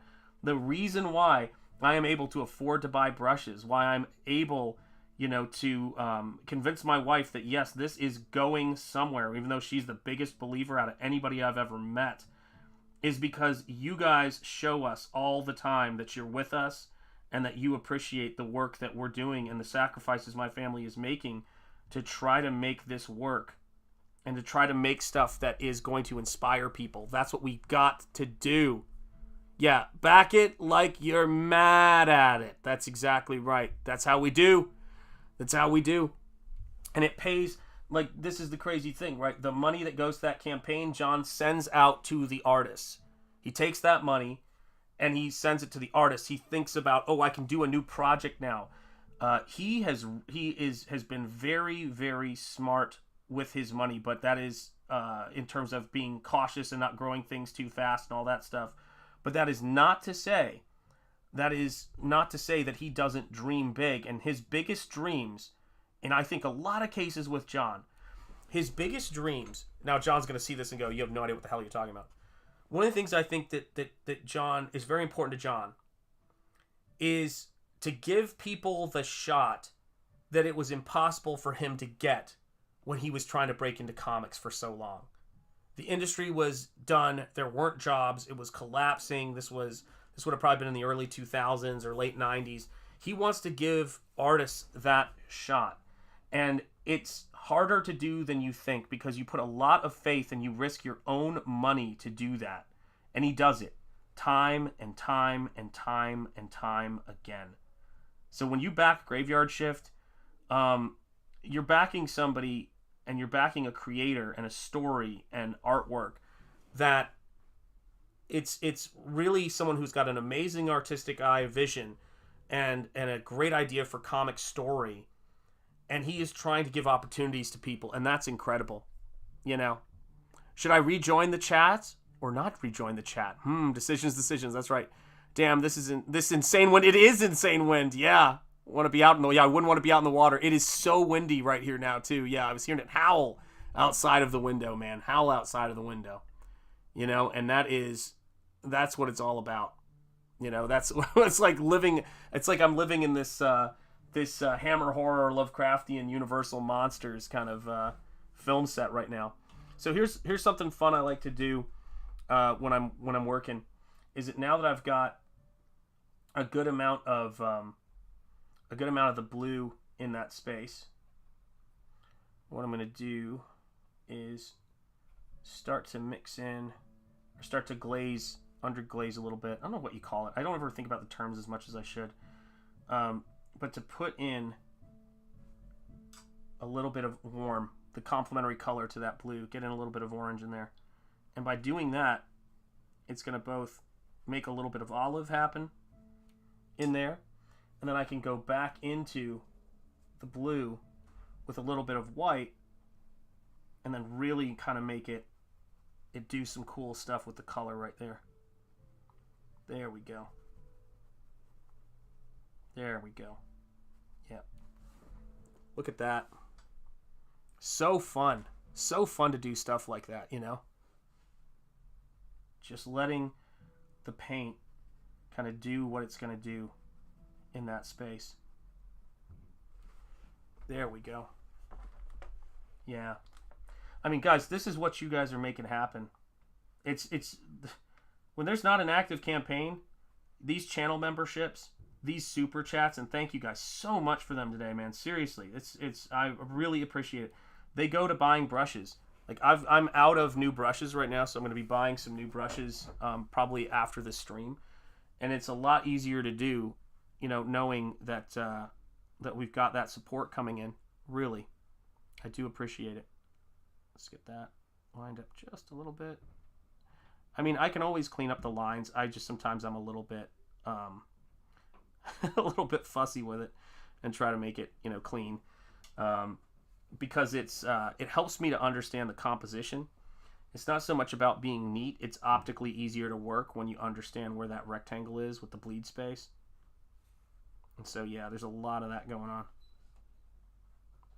There we are. There we go. And it's coming together. Color going crazy. Color's going crazy. And then we'll drop in a little bit more of those worms. Because I want it to feel, when you guys are back in a hand-painted comic, I really want it to be, it to feel that way when you see it. I want it to have that great pulp. I'm so glad that Kayla told me about that, that artist today, that pulp artist. I mean, that's the stuff that is fuel for me. There's so many artists who I'll never know, who will contribute to my work a tremendous amount. And I loved seeing that stuff. It's so good.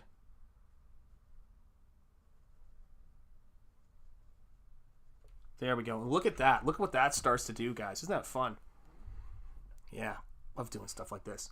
I'm almost... Oh, gosh. Let me click on this. I'm almost kind of disappointed in a weird way. I know John's all in on Godlike, and I've got the first ordered, but I really like Graveyard Shift. Yeah. Think is... Though I trust John's choice to handle. Yeah, absolutely. Yeah, absolutely. No, and listen, Graveyard Shift is a great IP, and I think a lot of us love seeing John on Graveyard Shift. I mean, shoot, the Omega Storm Virgin cover he did is beautiful. I love John's work on those characters and in that world. I think that there's... And I have seen nothing outside of what he's shown everyone else. John doesn't show me any behind-the-scenes stuff. This is just me, you know, kind of guessing. But I really think he wants to artistically push the envelope. And sometimes it's hard to really push the envelope on something that you're trying to... you have a clear idea about. And you need to do it with a new project. You need to do it with a new character. And I know for me, when I do commission work, I'm always pushing myself to because of the subject matter. So that's a huge part of what I do with Mike's stuff and with anybody who commissions me to do something.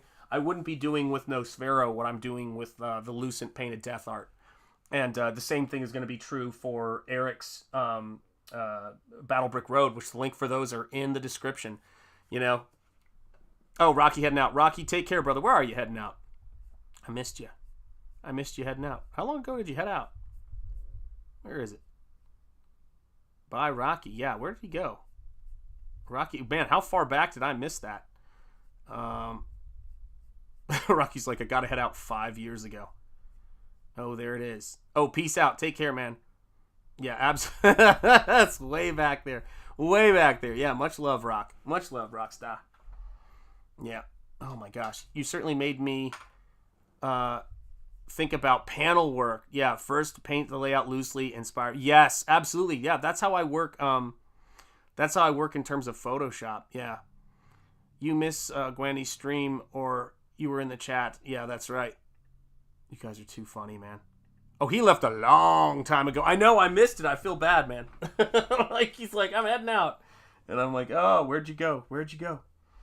Oh, my Lord. That goes to show you where my brain power's at. So now that I've got this kind of sorted out, yeah, last online 20 years ago, says Timmy Mello. Yeah, man. Oh my God. Yeah, that pretty much sums it up, man. That sums up my experience. Oh. Holy cow, guys. Holy cow.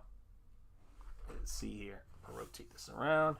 You see a lot of rotating. This is important too when you're working digital. I rotate my stuff around a lot. Just rotate canvas if you're in Photoshop or whatever you're in. Sometimes it really helps you to get the angles you're looking for. I think turning the page and turning the paper is really important for this stuff, for artists to do. There we go.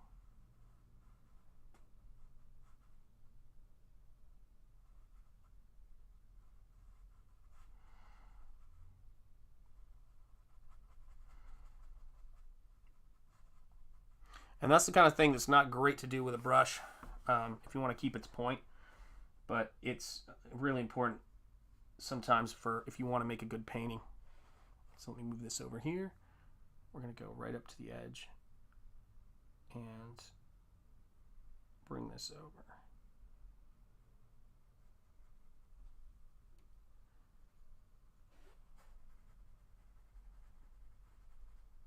There we go.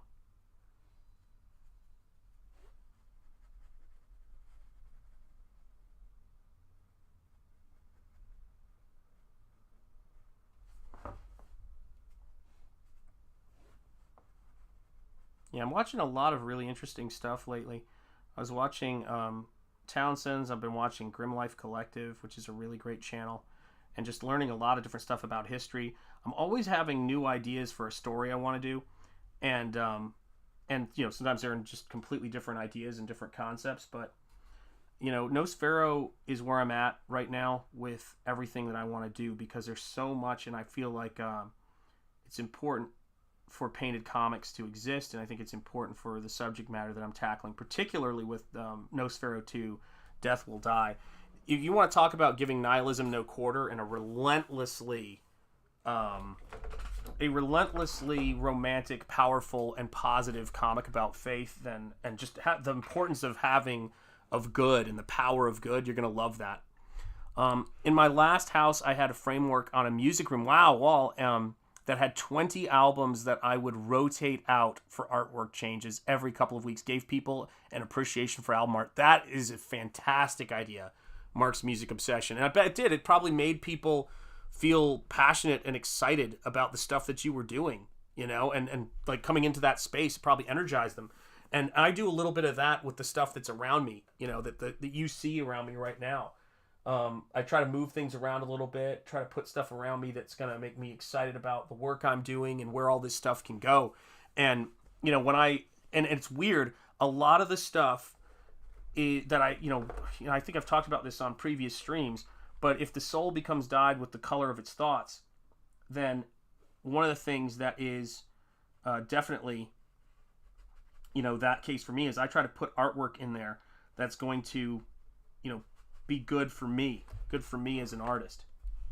And so, you know, the whole Death Will Die aspect of Nosfero 2 is so freaking it's bare knuckle positivity. It's give nihilism no quarter. I mean, that is the thesis sort of statement at the end of the story, is about giving nihilism no quarter. And why should we fear nihilism?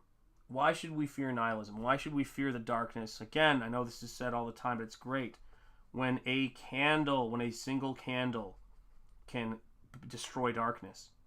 And that is what we are. That's what human consciousness is. That's what the human spirit is it's a candle in the darkness when it is cultivated, as we all have the potential to cultivate. And that's what Nosfero is about. It's about a character who cultivated that spirit and that consciousness in a way that enriches the world. That is a grace to the world and not a disgrace to humanity. And so when I sit down to work, that's very much on my mind, because that's the stuff I want to paint. That's the hill I want to die on, so to speak, as far as art and creativity goes. You know, yep, black pills are for the weak. Do not take them. Yeah. Yep. That's 100% it. And with strange aeons, even death may die.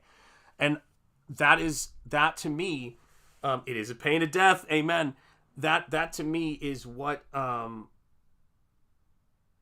that's, I remember hearing that quote And I started thinking about the death of death, and what would happen if we just that little adjustment to that phrase of give, which is, you know, fueled by give nihilism no quarter, which is death will die, done, and it has died in a sense. And that idea of striving for something that goes beyond these bounds that we perceive and that we experience was just like, that would make a cool story, because pulp and myth are not, you know, painted with small brushes. They're painted with broad brushstrokes, and they're painted with verve and passion and imagination and hope and inspiration. And that's the stuff I want to be around. You know, that's the stuff that, excuse me, fuels all of this stuff that we're doing. That's what fuels it all. Let me see here. All right. Get a little bit more paint right in here.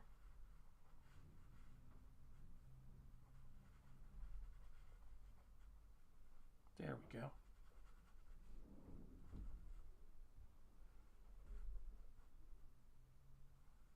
Yeehaw.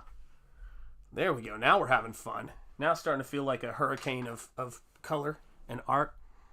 Yep, exactly. J. Ryan, by grace alone, amen. Yeah, we immortal now. Yep. Well, I'm clearly sweet like cookies, so it makes sense. There you go. Yeah, give it no quarter. 100%. Yeah. Something simply green, without something greater than us, we're aimless, godless, unmoored, we drift. 100%. Yeah. Yeah, absolutely. You are when. There you go. The commission piece would be going into the living room, which has an open view, wow, to the bay in front of my house. Being what the subject matter is, will be a perfect place. I know, Mark. I'm pondering it. I'm pondering as we speak, my brother. I'm pondering as we speak, man. And I mean, it's a crazy thing, you know. It's a crazy thing how art affects us and how books affect us. And I do find myself reaching every now and again, you know, whenever I'm like working on this piece, to just flip through this book that you guys made manifest. And it's a wild work. It's a really wild thing to see it all come together, and you guys make it possible. And here it is. Here we are again. Here we go again. And you know what was really funny? I don't know if any of you guys caught this, but in response to something that Razorfist was talking about, Kevin Costner's new Western film. Kevin Costner's a major hero of mine. Major hero. He was talking about his new movie, and I posted this old painting from 2016 that I did for inspired by his movie Open Range. And it's just, people just came out of the woodwork excited about that painting. There's something beautiful, you know? It doesn't make sense to use it as a conclusion. Nihilism has its place. Yes, exactly. It doesn't make sense. I feel like I missed one thing there. I would definitely use protective UV glass. Amen. Yes, for all of fair criticism, Cloud Atlas intrigued. It did intrigue me too, that a daytime soap became the spark of revolution. Yes. You know, one day Nosfero with the death of nihilism. That's right. It doesn't make sense to use it as a conclusion. Nihilism has its place. Well, interesting. You know, you're right about that in a sense. We're dealing with what we're dealing with right now. In many instances, in terms of our storytelling, is an untrue evil, if that makes sense, and an untrue good. Which is, you can't lie to people when you're telling a story. Hey, this is good because I say it is, and it doesn't feel right. You know, Shakespeare definitely hits you with that. His understanding of the human condition. I love Shakespeare. I'm a massive Shakespeare fan. And it's interesting that you say, you know, as I say, and I'm trying to catch who said it here. So Curialt, here, what do you think? And if you already know the answer, that's fine. Let me know. But nobody else answer this, okay? If Selcurialt, if you're in the chat, just let me know. Just be like, hey, I'm in the chat, and then I'll pose the question. But if you're not, don't worry about it. But I will pose this question because it adds context for everything I'm saying. And you may know the answer already, so we'll see. We'll see if you're in the house or not. But the question is, of course, that that I often ask people. Oh, there you are, Kate. You're here. All right. No one else answer this if you know the answer. What do you think and you probably already know it. You've probably seen me say it on stream. What is my favorite Shakespeare play? And what is my favorite Shakespeare character? Who is my favorite Shakespeare character? Because those answers will tie into this very, very well. So I'll give you a second because I know there's a little bit of a lag for this resolution. So yeah, my favorite Shakespeare character and my favorite Shakespeare play.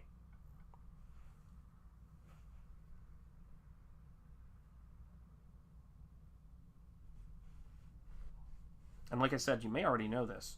I don't know if you've been on a stream where I've talked about this. 42 is the answer, says John. 100% right. 100% right. Yeah, you've got time, my friend. You've got time. No worries.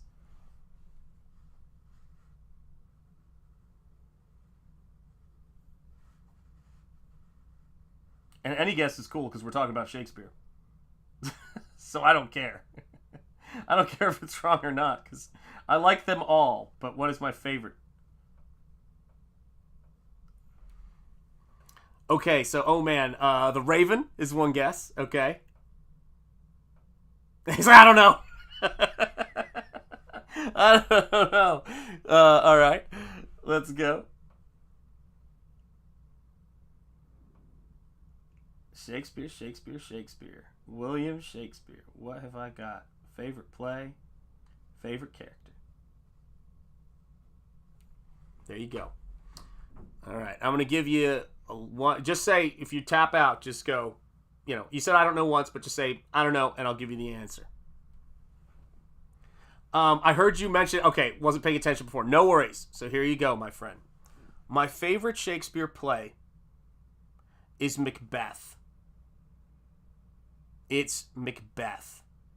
And Macbeth, in many ways, is it's not King Lear, but it's one of the darkest and most nihilistic in terms of its ending Shakespeare plays ever. And my favorite character is Mercutio. And Mercutio, so I'm out. Mercutio is the character who says, "A plague on both your houses." And then he says, "They've made worms meat of me." That is such an important balance. Such an important balance for an artist to understand. For them to be able to create anything good and powerful. Does that make sense? Like, you can't, never can a person discount the setbacks. Shoot, no independent creator could survive. No independent creator could survive if they had an allergy to setbacks and an allergy to that constant confrontation with, it's all hopeless. I went to Ace Hardware the other day, and a kid was behind the counter and was just Mr. Personality. And he was like, I was buying liquid plumber, and he goes, "Don't drink it all in one sitting." And I was like, okie dokie. And he was like, "Oh, who cares? Like, robots are going to be running everything anyway in a few years, so it's all pointless, blah, blah." Like, he gave me this whole speech. And it was, it was just really, and he was commenting the fact I was wearing my shirt, link in the description, that for give nihilism no quarter. He was commenting on that, saying he liked it, and at the same time was being nihilistic. And you could tell he didn't know what to make of me. And as I was walking out, Richard III is my favorite. See, we're talking Shakespeare, and I'm happy. Love Richard III, McGregor Bull J. Love it.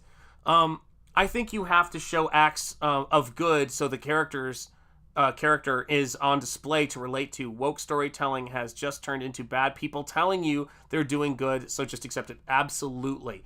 And I said to this kid on my way out, I looked over at him, and he had no idea. I did not give any sense of really what I was thinking. I was just polite, and I said, there was an Australian comedian who once said, "You can't be Kant, and you don't want to be." And he laughed. I mean, he was thinking, what do you know? Yeah, the greatest trick the devil ever pulled was convincing the world he didn't exist. Yes, indeed. Yeah, it's one of those things. The second greatest trick the devil ever pulled was convincing the world he's the good guy. Yep. And this is what we're talking about with work, which is there is a nobility and courage and heroism rises to the occasion. So, can you not give... What is the quote? Speaking of my favorite character. Dang, I almost had the perfect thing, but I couldn't get the quote right. Yes. Yes, here it is. Beautiful.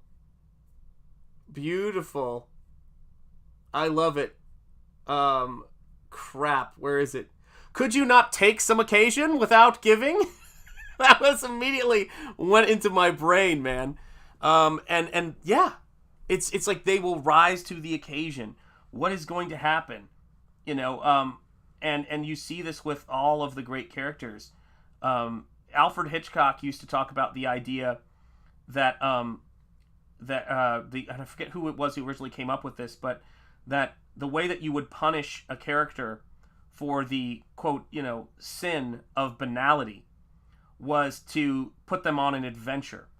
And he loved to have characters in some instances that were banal, like Cary Grant's character in North by Northwest, and force them onto an adventure. North by Northwest is a great example of a character leading a very banal sort of life, being forced onto this incredible adventure as a result of mistaken identity. And in having his identity mistaken, he rises to the occasion, and his identity is formed. It's forged because of a mistake. And that, of course, is what Joseph Campbell often talks about as a serendipitous adventure, which is a really amazing thing to open yourself up to. The act of stepping into this independent space is the act of going on a serendipitous adventure. You don't know how it's going to go. You're not guaranteed any kind of success. You're not guaranteed to form relationships with other artists and people that you can't imagine not having in your life. And I think of folks like, Michael Bancroft, and folks like Eric Weathers, and folks like John, and folks like Ethan, and folks like, oh my gosh, so many people, Razor Fist, who I've worked on projects with and I've collaborated with that I had no idea that there was going to be those opportunities when I came in. None. I just was hoping that things would work out, and I took that leap. Absolutely, Timmy Mello. See Odyssey. Yeah, I don't have it down here. I have it upstairs in my room. I have the Odyssey and the Iliad, the Barnes & Noble sort of leather-bound versions of those, because they're so great. You should watch If Looks Could Kill with Richard Grieco. I've seen that movie, Mistaken for a Secret Agent, and that's totally what it's about. It's totally about the man who knew too much. It's totally about that. The being, it's the old Hitchcock thing, right? It's the old Hitchcock thing. It's so essential to story. It's so essential that what is it that famous quote? Life is what happens when you're making other plans. A lot of us. I was watching a video the other day of my first year as a full-time assistant professor at the college that I was teaching at before I decided to go out on my own. And this was 10 years ago. 10 years ago. I had my first year at a new job. The students picked me after only 6 months to give the faculty address at the college, and it's was recorded. I have it. And I look at that guy, 10 years ago, so 37, I guess. I look at that guy, and I think, I don't want to say I don't recognize him, but I kind of don't. And, there's so much, the raw material is there, but I don't envy him. And I don't envy the work he has ahead of him to get to this point, and the leaps of faith. It was this moment that a lot of things happened around it. And that's exactly what I'm seeing all the time. Yeah, exactly. If you want to make God laugh, tell him your plans. Absolutely. And I'm up there and I'm talking about this kind of stuff. And yes, indeed, Lost Pages 3, CRIMSTONE by Zaid Comics, guys. Go check it out. Back it early, back it often, back it late, back it often. And but it's so many people who see me now have no idea that I taught for 18 years as a college professor, and that, you know, I've worked on various things, you know, in the field as concept artist and all that stuff. But that was my life every single, you know, every single day. That was the world I was living in, was that of a professor, you know, Professor Enjeti, man. But there was this need in terms of with comics, but there was this need that there was something I was supposed to be doing with this ability, and I didn't know what it was. Yeah, give the faculty address. Yeah, DI at work. Yeah, and it was so funny because looking at it now, it all sort of makes sense. I got comfortable talking in front of people as a fact of being a teacher. I mean, I don't think I could have ever done this kind of stuff without it, and it's crazy. It's crazy to think about. The years sort of fall away, but this is a pretty wild year for me. 2024 is a wild year for me for a couple of reasons. This is going to shock, or not shock some of you, this is going to mortify some of you, but you can probably relate. So 30 years ago, God, how does this stuff line up? It doesn't even seem like it makes any sense. 30 years ago, I graduated from high school. 30 years ago, I graduated from high school. That is just mind-bending to me. Mind-bending to me. How is it? Like, none of this makes any kind of sense to me. And 10 years ago, I got my first full-time job as a college professor. And 20 years ago, if this makes sense, 20 years ago, I completed my first year as a part-time college teacher. So I started my teaching career. Like, all of this stuff has the weirdest lineup of things ever. And it just, it's so wild. Like, I could think about this stuff all day, but there's these odd things that kind of line up. And, you know, here I am looking at a fully painted comic book, and all of it's crazy. Class of 93, that's right, brother. You know. It's great to see you, man. Yeah, you were just 1 year ahead of me, man. Yeah, from professor to scoff, the SHANTH ENJETI story. Yeah, it's totally right. It's totally right, man. Yeah, man. It's craziness. Old man SHANTH. Amen, Stephen Rockwood. Amen. This year will be 39 years since high school graduation. Rock on, Cam. Oh, man, isn't it wild to look back? RT Bear in the house. What's up, man? How are you doing, brother? But it's a wild thing because time moves in such an amazing way, and you don't realize half the time. You know, I think it was Campbell talked about that theory of, or that philosopher, was it Nietzsche? I forget who it was. He talked about an apparent intention. And when you look back sometimes on your life and the road that got you to a place, it almost seems like it was laid out ahead of time for you. Like, it's like this was how it was going to go, but you know it was all just a bunch of choices and decisions, and you didn't know at the time what you were doing, and this is what it is. Yeah, you young punks, says Art T. Bear. You young punks. You're absolutely right, man. You're absolutely right. Everybody's saying hello to Art because we love Art up in this house. Know that, folks. Know that. And it's, yeah, man, it's crazy. It's a crazy miracle. You know, we fall in love with comics, we fall in love with movies, we fall in love with stories, you know, and they become these kinds of milestones. And people, I feel sometimes that, or I think about how that there were so many people that I know now who I was so close to meeting 1,000 times before we met in this space. And it really makes the hairs on the back of your neck stand up to think about that kind of stuff. Meeting people who love monsters, love art, love comics. It really is a bit like finding your tribe and finding the people that, you know, that you're meant to be hanging out with and making artwork with. And Comicsgate has been that, you know, for me. And, you know, the indie space certainly has been that for me. YouTube has been great for that. I've met so many people who share similar interests. And that's the stuff that fuels me, man. Oh, thank you, Art. I appreciate that, brother. Back at you, man. It's it's great that we can actually share this part of our process, because as anybody knows, making comics is tough. And I think one of the things, it's something you work on in solitude a lot of the times. And it's kind of cool because we've been able to see each other work and make it less of that, and then also work while you guys are there, so the people that we're doing this work for. And that is what's so cool about it, man. That's what I love about this sort of time period we're in, is that we're able to do all of that stuff. Yeah, it's so cool.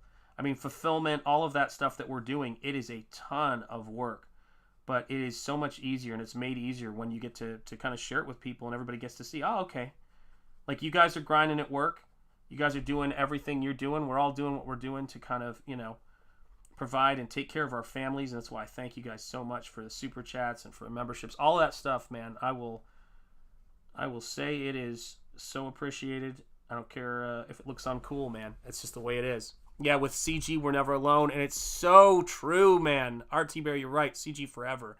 Yeah, RT Art. Yeah, you might feel like you're closed doors at times, but you look back at how the opportunities never would have happened. You're absolutely right, man. You're absolutely right, and that's why I love Comicsgate, man. It's like, it's crazy, I get to talk about monsters with people. I get to talk about art. I get to talk about technique. If I have a question about, something someone's doing with crowdfunding or getting stuff printed, there's people there to ask questions, and I'm there to answer questions and help in any way I can.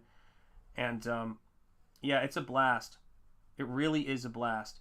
I mean, that's another thing that was such a trip for me, right? Which was my first professional job when I was 17 was a comic book called Threshers.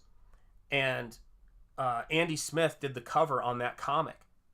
And it was the weirdest thing. Like, one minute, it's like we have this crossing when I was like 17, and the next minute we're doing a StreamYard call, and I'm talking to him about like the cameras I use, the mic tech stuff. It's such a trip, man.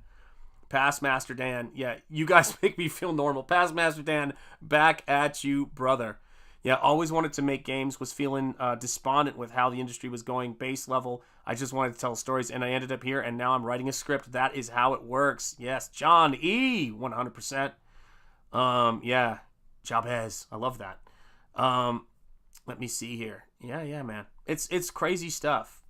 It's crazy how this stuff comes together, and that we get to do this stuff. And I was just talking about earlier on stream, as a massive Dave Stevens fan, getting to see his artist edition was like, I was like, oh wow, this is cool. Like, all these happenstance things that really make it, like, keep the fire for comics alive in you, even when you're working as a teacher and or working as a college professor, and you're working as a freelance illustrator and concept artist. My wife said in the intro to Nosfero, and it's such a good intro, man. I can't really read it because it's just too much, man. But she said the first thing I ever knew when I met my husband, when he was 20 and I was 19. So we've been together now, gosh, since 1995, I think it was. Yeah, since 1995. She said, is that right? No, it's not 1995, is it? No, it's 1996. But we've been married for whatever, 20. But she said to me, she's like, the first thing I ever knew about him was he was going to be a comic artist. That's the first thing he ever told me. And it's true. It's that this is what I wanted to do with my life. I knew it. I've always made comics, even when I tried stopping making comics. It's like I was getting freelance work and stuff like that, and it's crazy. And I thought I was old and turning 35. I've still got tons of things to learn, especially in the field of art. Hey, listen, man, I am trying right now to teach myself violin and how to play the Schindler's List theme violin, which is so complicated, and it's absolutely foolish to attempt, but I am going to learn it. That's it. And my arm is killing me. Like, my left arm trying to hit all those notes and move from different positions is so difficult. 2 months, I'll be 63. Poof. Oh, that's awesome, man. Congratulations, dude. Right on, man. Dude, do you think about this? This is the biggest trip about that, right? Is that, so my studio, you're the same age as my brother Nick, man. I just realized that. What a trip. So my best friend in the whole world outside of my wife, Lauren, is an illustrator, artist, and college professor named Nicholas Janeshig. And he's the same age. And I told him one time, I go, it's weird to meet, you know, your best buddy who grew up in New York. I was born in Houston. He was born in New York. And we met in our small towns in Rhode Island, and we're just so freaking like close, and I can't imagine it. And I think of how many times you meet people in your journey later on that you can't even imagine. So for those of you guys who don't know, my brother Nick was one of the colorists on the Shadow 1941, and he also did for me I said do a sketch in the book. He also did a gouache painting in this book for me of the Shadow. So he actually did a hand-painted gouache painting in this book. And then he circled the pages he did, and he circled his name in the credits. So he was working with Mark Chiarello and John Wellington. And so all of these folks. So, and he thought nobody liked that book. This is true. This book was huge for us in Chattanooga. It was like one of the first books, Shadow, Razor Fist. It was his first Shadow book he ever bought. It introduced him to the character. Who else? Your boy Zach showed it on one of his streams a while back as being like, wow, why can't people do this kind of thing anymore? And I sent him those streams, and I saw this book in Chattanooga, and I then became like best friends with the dude who colored like a third of that book. How cool is that? You couldn't plan that. Like, when I think about my friendship with someone like Michael Bancroft, you couldn't have worked harder to separate us, for us to never meet. Do you know what I mean? Jane Shig. Jane Shig is how you say his last name. Jainschigg. It's one of the names I can remember because he's my best friend, so I know how to spell it. I know how to spell it quickly. And so it's it's wild. So he's worked as a science fiction and fantasy illustrator, landscape painter. He's a professor. He's a brilliant, brilliant guy. And yeah, he's 60, I think he's 63 or he's turning 63. I can't remember. He can't remember either. None of us can remember our ages. And just a great dude and an incredible artist. And he's teaching himself how to sharpen wood carving tools right now and how to carve wood. Do you get it? Never stop learning. Never stop learning, guys. Never stop learning. It's everything, man. He sends me images all the time. I'm gonna see if I can find one. And then he made the mistake of telling me that he didn't have a first aid kit in the studio, and I was like, dude, you better put a first aid kit in there if you're gonna be sharpening wood carving tools.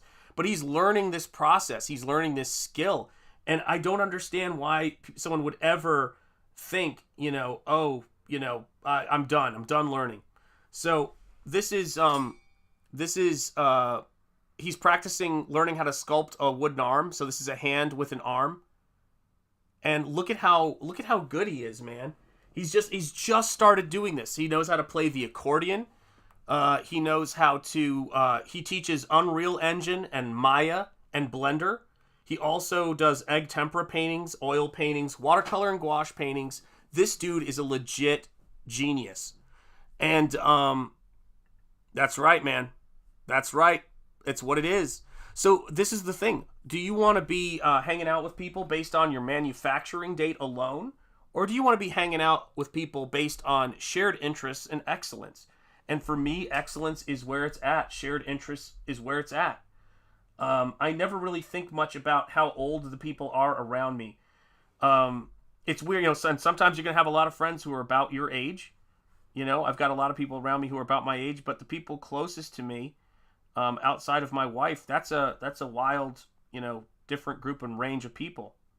So yeah, my brother Nick, like we every single day we text, every single day or every other day we talk on the phone.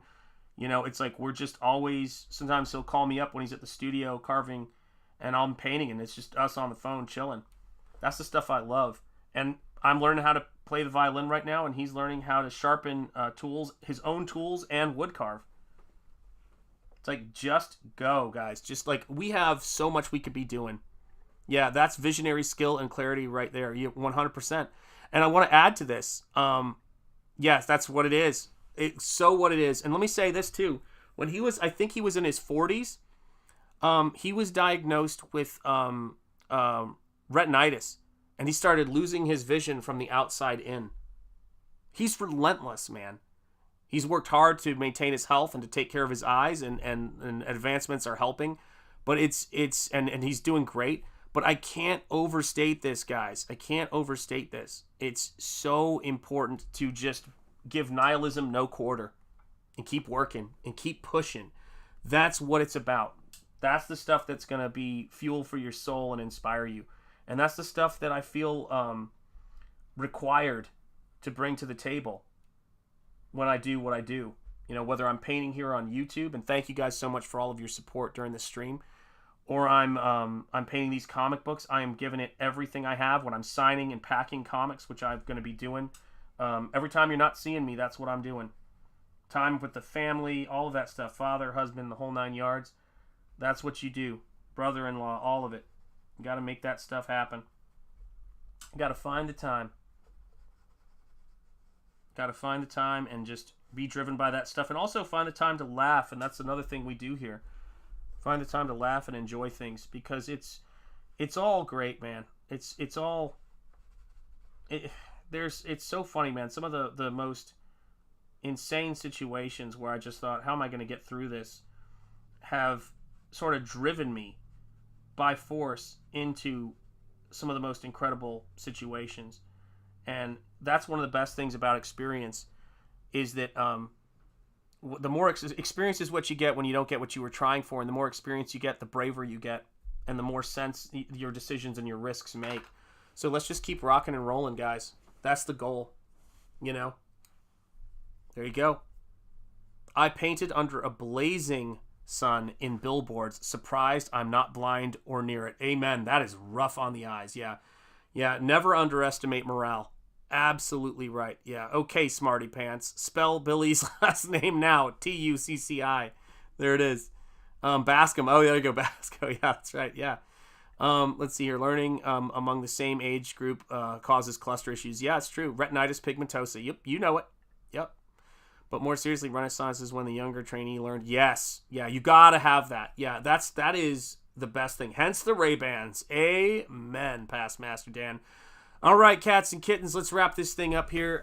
2 hours and 12 minutes. I'm glad I could spend some more time with you guys. Thank you for showing up and watching this stream.